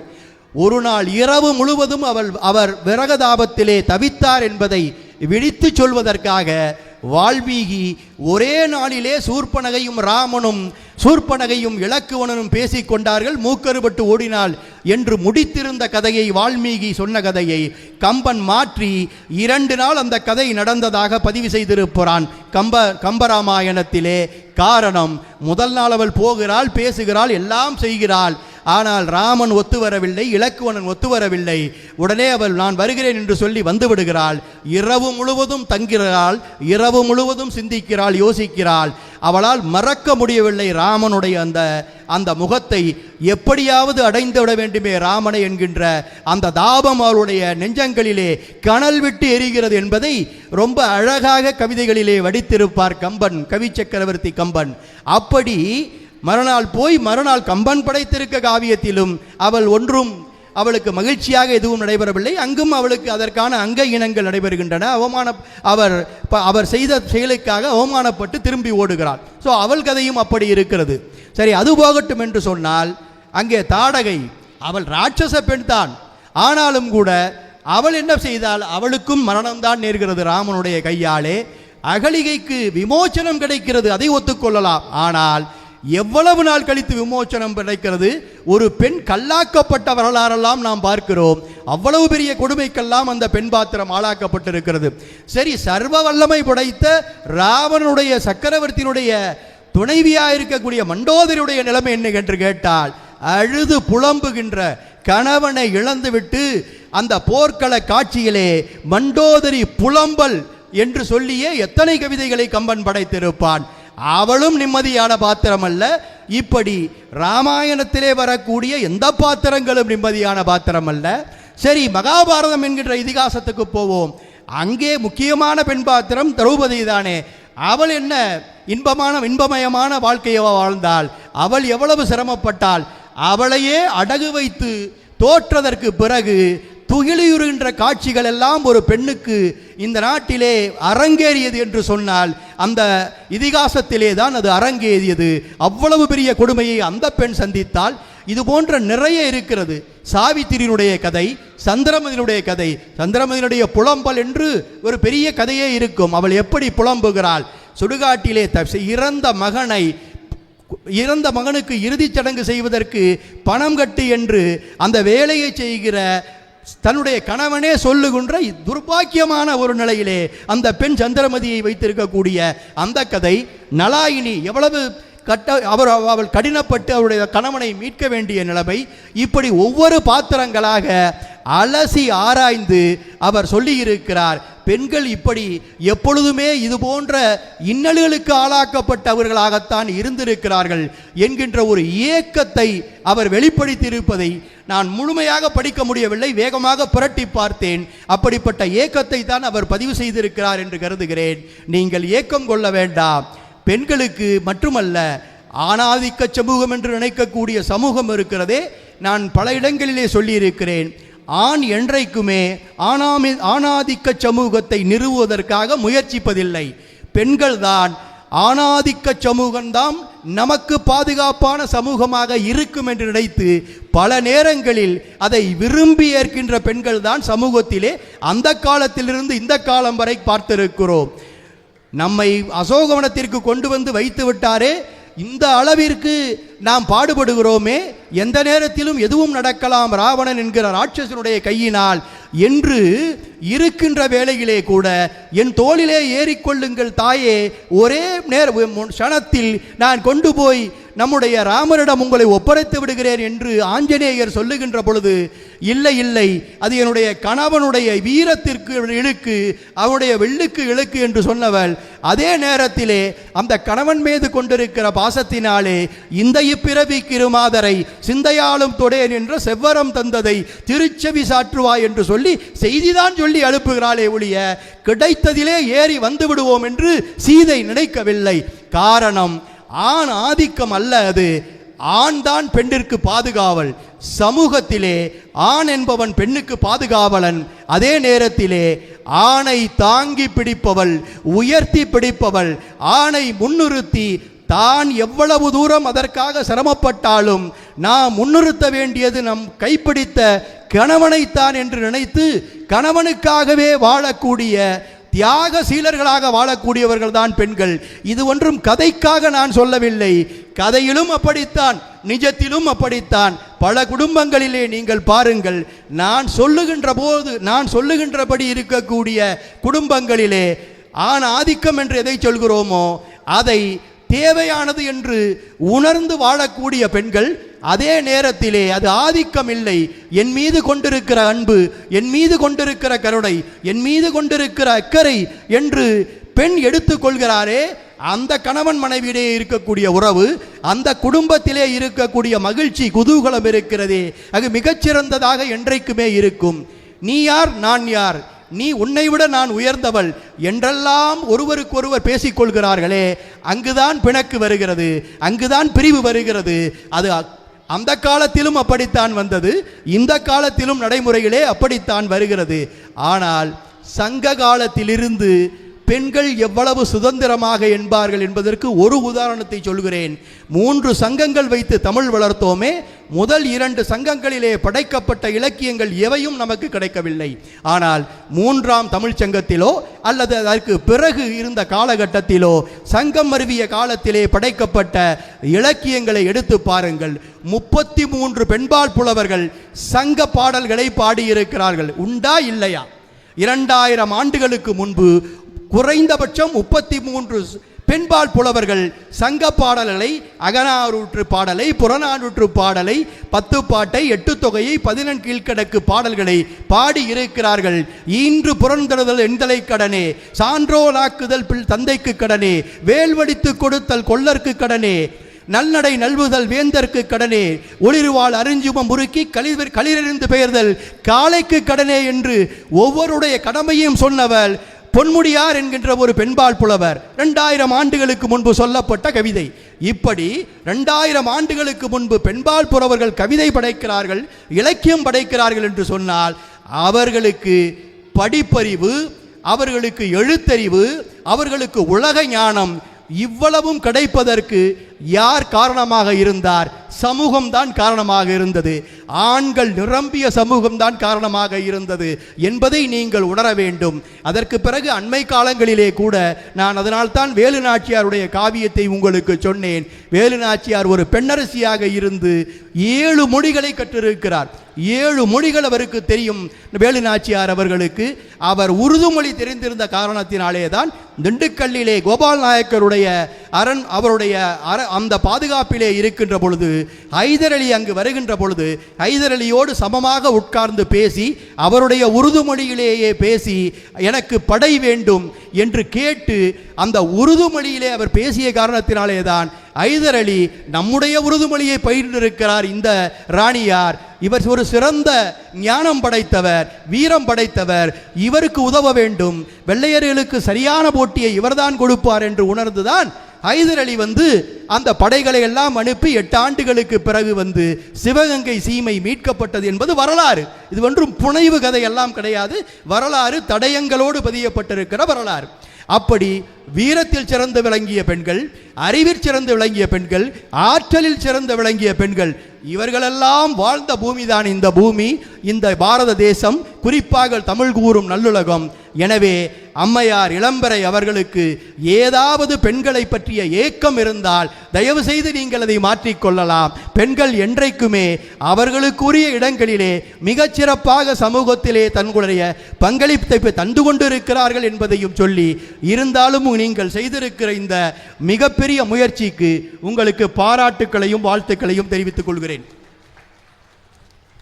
அடுத்து வர்றாரு ஒரு தொழிலதிபர், கட்டுரை என்று நினைக்கிறேன். அவர் திருப்பூரிலே ஒரு சாமானியராக போய் வேலைக்கு சேருகிறார் ஒரு பனியன் தொழிற்சாலையிலே. பிறகு கொஞ்சம் கொஞ்சமாக உயர்ந்து இன்றைக்கு அவரே ஒரு மிகப்பெரிய தொழில் அதிபராக மாறியிருக்கிறார். அவர் சந்தித்த சந்திப்புகள், அவர் பெற்ற அனுபவங்கள், அவர் கற்ற உலக ஞானம், குறிப்பாக தொழில்துறையில் வாழ்க்கையில் ஒரே ஒரு தொழிலதிபரை ஒரு 5 நிமிடம் சந்தித்தேன். 5 நிமிட சந்திப்பிலேயே அந்த தொழிலதிபர் எனக்கு பேசியது 1000 நூல்களை வாசித்தால் கிடைக்காத அறிவையும் ஞானத்தையும் 5 நிமிடத்தில் அந்த தொழிலதிபர் எனக்கு பேசி மூலம் சொல்லிக் கொடுத்தார் என்று பதிவு செய்திருக்கிறார்.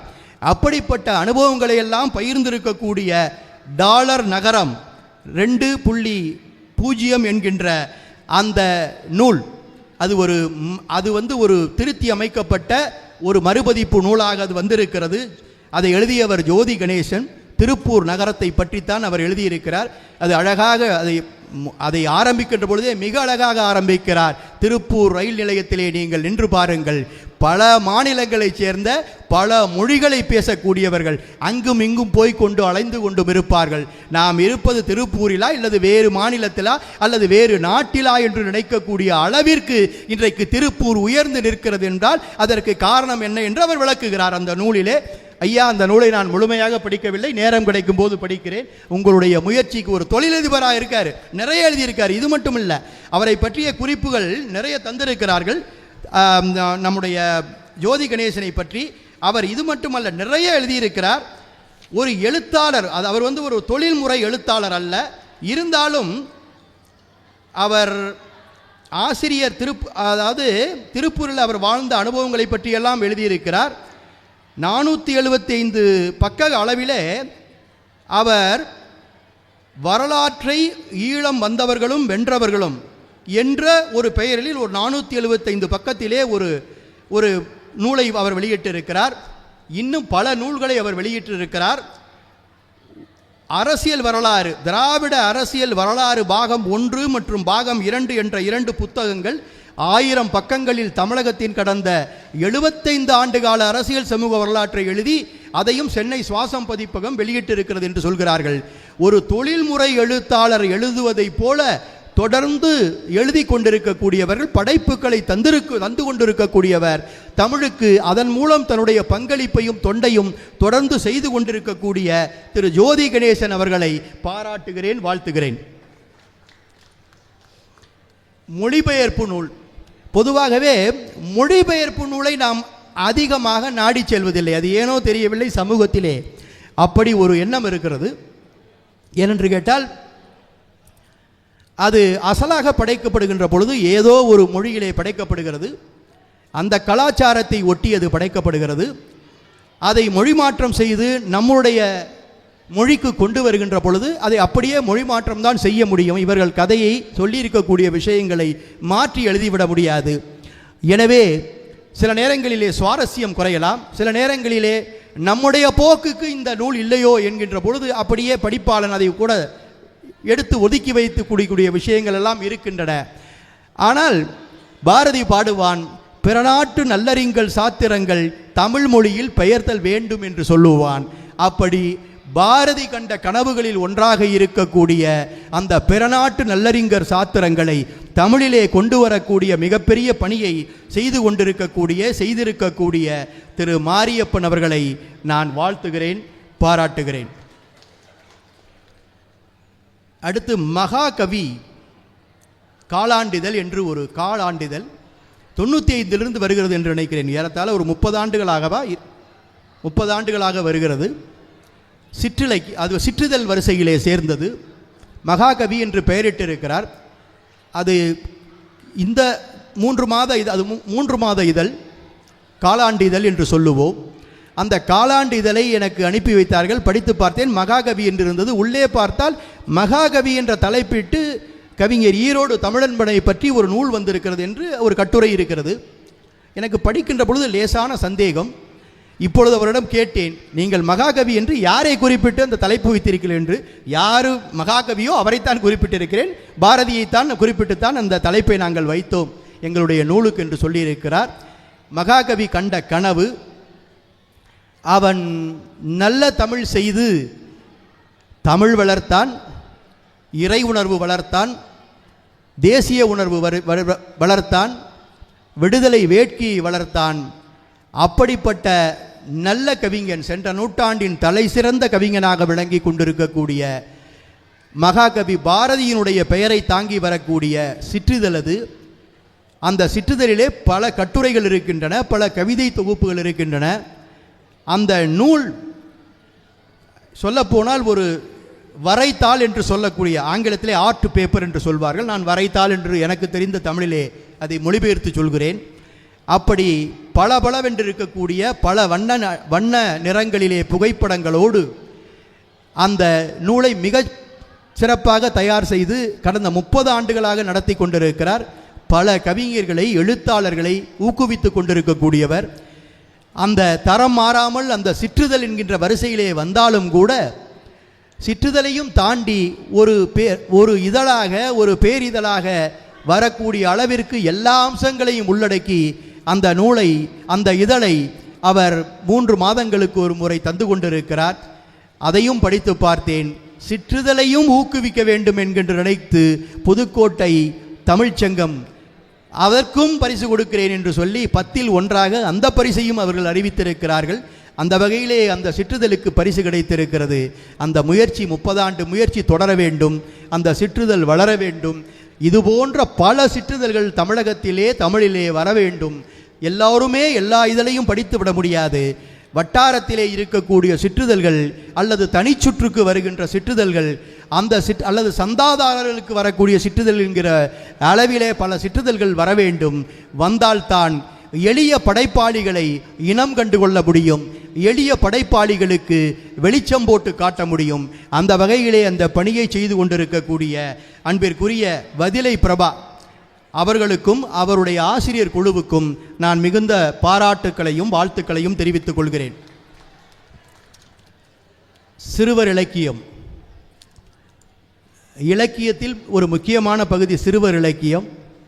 இங்கே முருகேசன் இருந்தார், இங்கே இருக்காரா போயிட்டாரா? முருகேசன் அவர் அந்த சிறுவர் இலக்கியத்திற்காகவே பால புரஸ்கார் விருது வாங்கியவர். செல்லகணபதி என்று ஒரு கவிஞர் கோயம்புத்தூரில் இருக்கிறார், காரைக்குடியைச் சேர்ந்தவர். காரைக்குடி கம்பன் கழகத்தினுடைய செயலாளராக இருக்கிறார். அவர் அந்த பால புரஸ்கார் விருதை வாங்கியவர். இவர்கள் எல்லாம் சொல்லுவார்கள், அழவள்ளி அப்போ அவருக்கு பிறகு இந்த சிறுவர் இலக்கியத்திற்கான முக்கியம் குறைந்து விட்டதையா, எங்களை போன்ற ஒரு சில பேர் முயற்சித்து கொண்டிருக்கிறோம் என்று சொல்லி அவர்கள் அதை முயற்சிக்கிறார்கள். அந்த வகையிலே சிறுவர் இலக்கியம் என்று இவர் எளியின் வேட்டை என்கிற தலைப்பிலே ஒரு அருமையான சிறுவர் இலக்கிய நூலை தந்திருக்கிறார். நான் படித்தவுடன் சிரித்து விட்டேன், அப்படித்தான் அதை கொண்டு போயிருக்கிறார். முதலிலே அந்த பூனைகளை பற்றிய கதை, 2 பிரிவாக அந்த பூனைகள் இருக்கின்றன. ஒரு பிரிவு பூனை, அந்த பூனைகளுக்கு மிட்டு டூ என்ற அந்த டூ என்று ஒளி வருகிற அளவிற்கு அவருடைய பெயர்கள் இருக்கின்றன. இன்னொரு பிரிவிற்கு லான் என்ற பெயரிட்டு அவர்கள் அழைத்திருக்கிறார். இந்த பெயரை எல்லாம் அவர் எப்படி வைத்தார் என்று தெரியவில்லை. மிட்டு, சிட்டு, கிட்டு, ஹிட்டு, லிட்டு, ட்ரிட்டு, தீட்டு, ரெட்டு, நிட்டு, டீட்டு என்று எழுதி ஒரு 10 பூனைகள் இருக்கிறதாம் அந்த பிரிவிலே. அதேபோல் லான் குடும்பத்திலே ஒரு 10 பூனைகள் இருக்கிறதாம். கயலான், நயலான், வியலான், டயலான், பயலான், லயலான், முயலான், சியலான், மயலான், குயலான். இப்படி இந்த பிரிவு பூனைகளுக்கும் அந்த பிரிவு புனைவுகளுக்குமான அந்த அவர்களுக்குள் நடைபெறுகின்ற சம்பாஷணைகள், ஒருவருக்கு ஒருவர் உதவி செய்வது, ஒருவருக்கு ஒருவர் தீங்கிழைப்பது, ஒருவரை ஒருவர் காப்பாற்றுவது, இப்படியெல்லாம் அந்த கதைகள் போகின்றன. அது ஒரு நீதி கதையை போல் மிக அழகாக அந்த சிறுவர்கள் படித்தால் நிச்சயமாக அதை ரசிக்கக்கூடிய அளவிற்கு ஒரு அருமையான சிறுவர் இலக்கியத்தை தந்திருக்கிறார் விஷ்ணுபுரம் சரவணன் அவர்கள். அதற்காக அவரை நான் வாழ்த்துகிறேன், பாராட்டுகிறேன். இறுதியாக சிறுகதை, ஷார்ட் ஸ்டோரிஸ் என்கின்ற ஆங்கிலத்திலே சொல்லுகின்றோமே, அந்த சிறுகதை வரிசையிலே நெல்கூட்டி என்ற தலைப்பிட்டு ஒரு சிறுகதை தொகுப்பை சகோதரி திருப்பூர் மாவட்டத்தைச் சேர்ந்தவர் சிவசெல்வி செல்லமுத்து இங்கே வந்திருக்கிறார். அவர் எழுதியிருக்கிறார். அவர் எந்த ஊரை சேர்ந்தவர் என்று குறிப்பை படித்து பார்த்தேன். திருப்பூர் மாவட்டம், தாராபுரம் வட்டம், கொட்டமுத்தாம்பாளையம் என்கிற ஊர். அந்த பகுதியிலெல்லாம் மேற்கே செல்ல பாளையம் என்றுதான் பெரும்பாலான ஊர்களுக்கு பெயர் இருக்கும். இவர் சொல்லக்கூடிய அந்த திருப்பூர் மாவட்டம் தாராபுரம் பகுதியை நான் அறிவேன். காரணம் என்னவென்று சொன்னால், அந்த திருப்பூர் மாவட்டம் தாராபுரத்திற்கு அருகிலே இருக்கக்கூடிய ஆலாம்பாளையம் என்கிற கிராமத்தைச் சேர்ந்தவர் என்னுடன் சக நீதியரசராக இருந்த ஒரு நீதியரசர் கிருஷ்ணகுமார் என்று பெயர். அவர் இன்றைக்கு மணிப்பூர் மாநிலத்தினுடைய தலைமை நீதியரசராக இருக்கிறார். அவர் பிறந்த ஊர், அவருடைய சொந்த ஊர் அந்த ஆலம்பாளையம் என்கின்ற ஒரு கிராமம் தாராபுரத்திற்கு பக்கத்திலே இருக்கிறது. அதுபோல் இதுவும் அந்த தாராபுரம் வட்டத்திலே இருக்கக்கூடிய ஒரு ஊர்தான் கொட்டமுத்தாம்பாளையம் என்கிற ஊர். அந்த ஊரிலிருந்து வந்தவர். ஆனால் இன்றைக்கு அவர் சென்னையிலே அவர் நல்ல வேலையிலே இருக்கிறார். அவர் ஒரு அருமையான சிறுகதை தொகுப்பை தந்திருக்கிறார். அதற்கு நெல்கூட்டி என்று பெயரிட்டிருக்கிறார். சரி, நெல்கூட்டி என்று பெயரிட்டதால் அந்த நெல்கூட்டி என்ற கதையை படித்து விடுவோமே என்று சொல்லி, அதுதான் முதல் கதையாக இருக்கிறது, படித்து விடுவோமே என்று சொல்லி படித்து பார்த்தேன். அற்புதமான கதை. எவ்வளவு அழகாக ஒரு மிக மிக சாதாரணமான அவர்கள் பகுதியிலே இருக்கக்கூடிய ஒரு சாதாரண விவசாய கூலி தொழிலாளி, அவருடைய மனைவி, அவருடைய பிள்ளை, அவரோடு ஒரு நட்பு, ஒரு அம்மையார் நட்பு. 4 பாத்திரங்கள் தான் அதற்குள் வருகிறார்கள் அந்த கதைக்குள். மற்றவர்கள்லாம் துணை பாத்திரங்கள். 4 பாத்திரங்கள் தான் வருகிறார்கள். அப்படி ஒரு அருமையான கதை. அந்த நெல்கூட்டி என்றால் என்ன என்றெல்லாம் ஆரம்பிக்கும் பொழுதே ஆரம்பிக்கிறார். அது முழுக்க அந்த கொங்கு சீமையினுடைய வட்டார வழக்கிலே அது எழுதப்பட்டிருக்கிறது. அந்த வட்டார வழக்கு அழிந்து பொழிந்து கொண்டு போயிருக்கிற பொழுது வட்டார வழக்கிலே அது அமைக்கப்பட்டிருக்கிறது.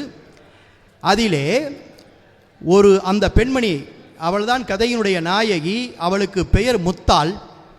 அவருடைய கணவனின் பெயர் வேலன். அவர்களுக்கு ஒரு பிள்ளை ராசு. இந்த முத்தாளுடைய தோழி குப்பி. இவர்கள் இருவரும் அந்த கிராமத்தைச் சேர்ந்தவர்கள். இவர்களுக்கு என்ன வேலை என்று சொன்னால் கூலி வேலைதான். ஏதோ ஒரு காட்டிற்கு சென்று, காடு என்றால் ஃபாரஸ்ட் என்று நீங்கள் நினைக்க வேண்டாம், அந்த பகுதியிலே நாம் வயல் கொள்ளை என்று சொல்கிறோமே, அதை அவர்கள் காடு என்று சொல்வார்கள். விவசாய பகுதியை புஞ்சை விவசாய பகுதி என்று வைத்துக் கொள்ளுங்கள். எங்காவது நஞ்சை விவசாயம் இருக்கும். அந்த ஒரு பகுதியிலே, ஒரு காட்டிலே போய் வேலை செய்துவிட்டு, பல நாள் வேலை செய்துவிட்டு கூலி தரவில்லை அந்த காட்டை வைத்திருப்பவர். அந்த கூலிக்கு பதிலாக அவருக்கு ஒரு சேவலை கொடுக்கிறார். இந்த சேவலை வச்சுக்க இப்போதைக்கு கூலிக்கு என்று சொல்லுகிறார். இதை வாங்கி நான் என்ன செய்கிறது என்று சொல்லி அங்கலாய்த்த அந்த முத்தாள், வேறு வழி இல்லை, இதையாவது கைப்பற்றி கொள்ளுவோம், இல்லை என்றால் கூலியும் இல்லை சேவலும் இல்லை, வந்து சேராது கூலி என்று சொல்லி சேவலை வாங்கி போய் வீட்டிலே கட்டி வைக்கிறார். ஆரம்பத்தில் அந்த சேவலுக்கு மேல் அவருக்கு ஒன்றும் ஈர்ப்பு இல்லை. பிறகு கொஞ்சம் கொஞ்சமாக அந்த சேவலை அவர் வளர்க்க அந்த சேவல் மீது அவளுக்கு ஒரு ஈர்ப்பு வருகிறது. அது ஒரு செல்லப்பிராணியாக மாறுகிறது. தினந்தோறும் அதற்கு அந்த கம்பரிசியை போட்டு வளர்க்கிறார். அது பாதுகாப்பாக இருக்க வேண்டும் என்பதற்காக அந்த கொட்டாப்பு என்ற வார்த்தை நாம் சொல்லும்ல, கோழி கிடாப்பு என்று நம் பகுதியிலே சொல்லுவோம். அந்த சொல்தான் அவர்களும் பயன்படுத்துகிறார்கள். கொட்டாப்பு என்று அவர் சொல்கிறார். அந்த கொட்டாப்பை வாங்கி வந்து அந்த கோழியை அடைத்து வைக்கிறார். அது இவரோடைய வளர்ந்து கொண்டிருக்கிறது. இந்த அம்மையாருடைய வீட்டுக்காரர் வேலன், அவரும் கூலி வேலைக்கு காலையில் போனால் இரவு வருவார். இவர்களுக்கு ஒரு பிள்ளை ராசு. அவரை கல் இறக்குகின்ற வேலைக்கு அனுப்புகிறார். 1 மாதம் கல் இறக்கு வேலைக்கு சென்றவன் கொஞ்சம் கொஞ்சமாக கல்லை ருசி பார்க்கிறான். பிறகு கல் இறக்குகிற வேலையை விட்டுவிட்டு கல்லை உட்கொள்கிற வேலை தான் தனக்கு வேலை என்று முடிவு செய்து அவன் மாறிவிடுகிறான். ஆனால் வேலை செய்வதில்லை. அவன் ஒரு ஊதாரியாக அலைகிறான்.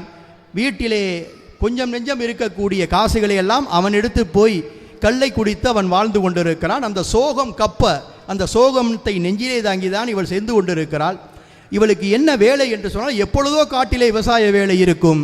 ஆனால் பல நாட்கள் இவளுக்கு என்ன வேலை என்று சொன்னால், அங்கொன்றும் இங்கொன்றுமாக விளைநிலங்களிலே நெல் பயிரிடுவார்கள். நெல் பயிரிட்டு அதை அறுவடை செய்து விடுவார்கள்.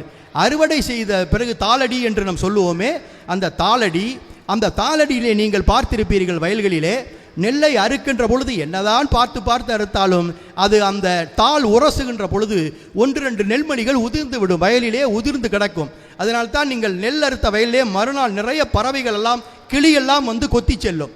அதனால் இவர்கள் என்ன பண்ணுவார்கள், இவரும் இவருடைய தோழி குப்பியும் சேர்ந்து விடியற்காலை பொழுதிலேயே முதல் நாளே அவர்கள் திட்டம் போட்டு விடுவார்கள். இந்த ஊரிலே இந்த காட்டிலே நேற்றுக்கு நெல் அறுத்திருக்கிறார்கள், நாம் போனால் உடனே அதை பார்த்து விடலாம் என்று சொல்லி இருவரும் அந்த கூட்டுகிற விளக்கமாறு என்று நாம் சொல்லுவோம், அதை ஈக்கி என்று நமக்கே தெரியும். அது ஈக்கி என்றால் அந்த தென்னையினுடைய கீற்றிலிருந்து எடுக்கக்கூடிய அந்த நரம்பிலிருந்து தயாரிக்கப்படக்கூடிய ஒரு கூட்டு அது. அதை ஈக்கி என்று பதிவு செய்கிறார். உண்மைதான், அது நமக்கும் தெரிந்த வட்டார வழக்கு சொல்தான். அதை எடுத்துக்கொண்டு ஒரு கூடை எடுத்துக்கொண்டு சாக்கு எடுத்துக்கொண்டு விடியற்காலையிலேயே சென்று மச நாம் சொல்லுவோம், மாலை நேரத்திலே அந்தி மயங்குகிற நேரையை மசண்டை என்று சொல்லுவோம். மச என்றால் வீட்டிலே இருக்கிறது, காலையில் வேலைக்கு செல்லும் பொழுது இதை பார்த்தால் மகன் ஏதாவது செய்து விடுவான் என்று சொல்லி ஏதோ துணியெல்லாம் எடுத்து அதை போட்டு மூடி வைத்து விட்டுத்தான் அவர் போய் 2 நாள் ஒரு இரவு வரைக்கும் கஷ்டப்பட்டு மறுநாளும் கஷ்டப்பட்டு அவர்களுக்கு அந்த குயிலியும் அந்த முத்தாளும் அவற்றை கூட்டி கிடைத்தவரை அள்ளி கொண்டு வருவார்கள். ஆனால் 2 நாள் சரியாக சாப்பிடாததினால் அவளுடைய பசி மயக்கத்திலே இருப்பார். இருந்தாலும் இரவிலே வீட்டுக்கு வந்து தன்னுடைய கணவன் வந்து விடுவான், மகனும் வந்து விடுவான். சாப்பாடு தயாரிக்க வேண்டும் என்று சொல்லி அவர்கள் சாப்பாடு தயாரிக்கிறார். சாப்பாடு என்றால் ஒன்றுமில்லை, களி கிண்டுகிறார் என்று தான் எழுதுகிறார். அந்த களியெல்லாம் கிண்டி வைத்து விட்டு வரட்டும் கணவன் என்று அவர் அமர்ந்திருக்கின்ற பொழுது ஒருவன் ஓடி வந்து சொல்கிறான். யார்? தன்னுடைய மகனுடைய நண்பன் என்கிற அளவிலே ஒருவன் ஓடி வந்து, அம்மா, உன் மயன் ராசு குடித்து விட்டு தடுமாறி அந்த ஆனைக்கத்தாழை முள், ஆனைக்கத்தாழைங்கிறது அந்த பெரிய யானை போனால் கூட மாட்டிக்கும் அதில், அது மாதிரி ஒரு யானைக்கத்தாழை முள்ளில் விழுந்து விட்டான் என்று அவள் சொன்னவுடன் இவளுக்கு இடி இறங்கியது போல் இருக்கிறது. ஓடுகிறாள். ஊரில் இருக்கிறவர்களெல்லாம் ஓடுகிறார்கள். எல்லோரும் சேர்ந்து இரவு நேரத்திலே விளக்குகளை வைத்து தேடினால் அவன் 2-3 முறை அதை குடித்து விட்டு அதில் போய் விழுந்ததிலே கற்றாழை முள் அவன் கழுத்தை கீறி அவனுக்கு உயிர் போயிருக்கிறது. அவனுடைய பிணத்தை தான் அங்கிருந்து வெளியிலே எடுக்கிறார்கள். அந்த பிணத்தை எடுத்து வெளியில் கொண்டு வருகின்ற பொழுது வீட்டிற்கு வருகிறார்கள். வீட்டிற்கு கொண்டு வந்தால் இவருடைய சோகத்தின் உச்சத்தில் இருக்கிறாள். அதற்கு முன்பு அவள் வீட்டுக்கு வந்தவுடனேயே சமைப்பதற்கு முன்பு பார்க்கிறாள், அவள் வைத்து போயிருந்த அந்த அரை மூட்டை நெல் அங்கே இல்லை. அந்த அரை மூட்டை நெல்லை மகன் எடுத்து போய் விற்றுவிட்டுத்தான் குடிக்கப் போயிருக்கிறான், குடித்து விட்டு வந்திருக்கிறான். ஆக நெல் இல்லை, மகன் இறந்து விட்டான். மறுநாள் காரியம் செய்ய வேண்டும், அதை அடக்கம் செய்ய வேண்டும். அந்த ஊரில் இருக்கக்கூடியவர்கள் சொல்லுகிறார்கள், இன்றைக்கு சனிக்கிழமை அடக்கம் செய்ய வேண்டும் என்று சொன்னால் சனி புணம் தனி போகாது என்பார்கள். சனிக்கிழமை தனியாக அனுப்பக்கூடாது. ஒரு கோழியை அறுத்து அதை அந்த பாடையிலே கட்டுங்கள் என்று சொல்கிறார்கள். எந்த கோழி என்றால் இவளிடம் இருப்பது அந்த ஒரே ஒரு சேவல், ஆசையாக வளர்த்த சேவல். அந்த சேவலை போய் பிடித்து அறுத்து வந்து விடுகிறார் அதற்குள் ஒருவர். அதையும் கட்டுகிறார்கள். சோகத்தின் உச்சத்தில் அந்த முத்தாள் இருக்கிறாள். தான் மிகவும் நேசித்த அந்த மகன் அவன் ஊதாரியாக போய் உயிரை விட்டு விடுகிறான். தான் சேமித்து வைத்து உழைத்து இரத்தத்தை சிந்து வேர்வையை சிந்தி சேமித்து வைத்த அரை மூட்டை நெல்லையும் அழித்து விட்டான். தான் ஆசையாக விளைத்த கோழியையும் அவனுடைய பிணத்தோடு சேர்த்து கட்டி அனுப்புகின்ற சூழல். அந்த கதையிலே முதல் 3-4 பக்கங்களிலே அவள் யாரையெல்லாம் அதிகமாக நேசித்தாளோ உயர்தினையையும் அவள் நேசிக்கிறாள். அகிரிணையாகிய நெல்லையும் அவர் சேமித்து வைத்த நெல்லையும் அவர் நேசிக்கிறாள். அவள் நேசித்த உயர்தினையும் அங்கு இல்லை, அகிரிணையும் அங்கு இல்லை. எல்லாமே ஒரே நாளிலே ஒரே க்ஷணப்பொழுதிலே அவரை விட்டு போகிறது. அவள்தான் அந்த நெல் கூட்டி என்ற பெயருடைய, நெல் கூட்டி என்றால் நெல்லை கூட்டி அள்ளக்கூடியவர் என்ற பெயரிலே அந்த முத்தாள் என்கின்ற அந்த பெண்மணியினுடைய சோக வரலாற்றை பிழிந்து எடுத்து சாறு போல் நமக்கு தந்திருக்கிறார். இதில் என்னவென்று சொன்னால், கீரிச்சேவல், கொட்டாப்பு, ஈக்கிக்கூடை, எரவாளம், சும்மாடு கட்டுதல், முழங்கு, ஆனைக்கால் முள், ஆனை தாளை முள் என்று, கத்தாழை முள் என்று நிறைய வட்டார வழக்கு சொற்களை அவர் பயன்படுத்துகிறார். அந்த வட்டார வழக்கு சொற்களில் பெரும்பாலான சொற்கள் நமக்கு தெரிந்திருக்கும், எனக்கு தெரிந்திருந்தது. ஏனென்று கேட்டால் நானும் இந்த ஒரு கிராமத்திலிருந்து வந்தவன், கிராமத்திலிருந்து வந்த பலருக்கு அது தெரிந்திருக்கும். ஆனால் இந்த காலத்து பிள்ளைகளுக்கு இவையெல்லாம் தெரிந்திருக்க வாய்ப்பில்லை. அவர் படித்து பட்டம் பெற்று சென்னையிலே வேலையிலே இருந்தாலும் கூட வட்டார வழக்கிலே தன்னுடைய பூமியிலே, தன்னுடைய மண்ணிலே, தன்னுடைய வட்டாரத்திலே எப்படி மக்கள் வந்து கஷ்டப்படுகிறார்கள் என்பதை மிக அழகாக அந்த ஒரு கதையிலே சொல்கிறார். மீதி கதைகளை நான் படிக்க நேரமில்லை. நிச்சயம் அந்த பாணியிலே தான் அவர் எழுதியிருப்பார் என்று நினைக்கிறேன். மிக நல்ல முயற்சி அவர் செய்திருக்கிற முயற்சி. அதற்காக அன்பு சகோதரியை நான் வாழ்த்துகிறேன், பாராட்டுகிறேன். இப்படியாக ஒரு 10 மிகச்சிறந்த படைப்பாளிகளை தேர்ந்தெடுத்து இன்றைக்கு விருதுகள் வழங்கி இருக்கிறோம். இவர்கள் இன்னும் பன்னெடுங்காலம் தொடர்ந்து தங்கள் இலக்கிய பணியை செய்ய வேண்டும். இன்னும் மிகச்சிறந்த இலக்கிய படைப்பை எல்லாம் தர வேண்டும்.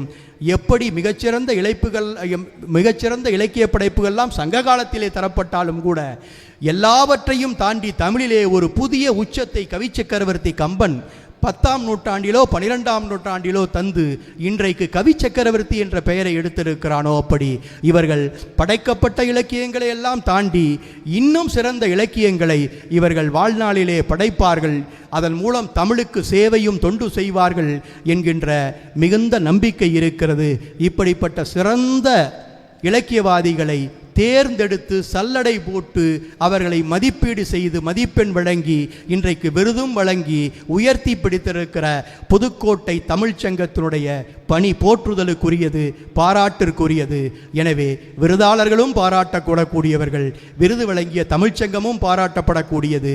அதற்காக சீனு சின்னப்பா குடும்பத்தை போன்ற புரவலர்களும் பாராட்டப்படக்கூடியவர்கள். எல்லோரையும் வாழ்த்தி பாராட்டி இந்த வாய்ப்புக்கு நன்றி பாராட்டி விடைபெற்றுக் கொள்கிறேன். நன்றி, வணக்கம்.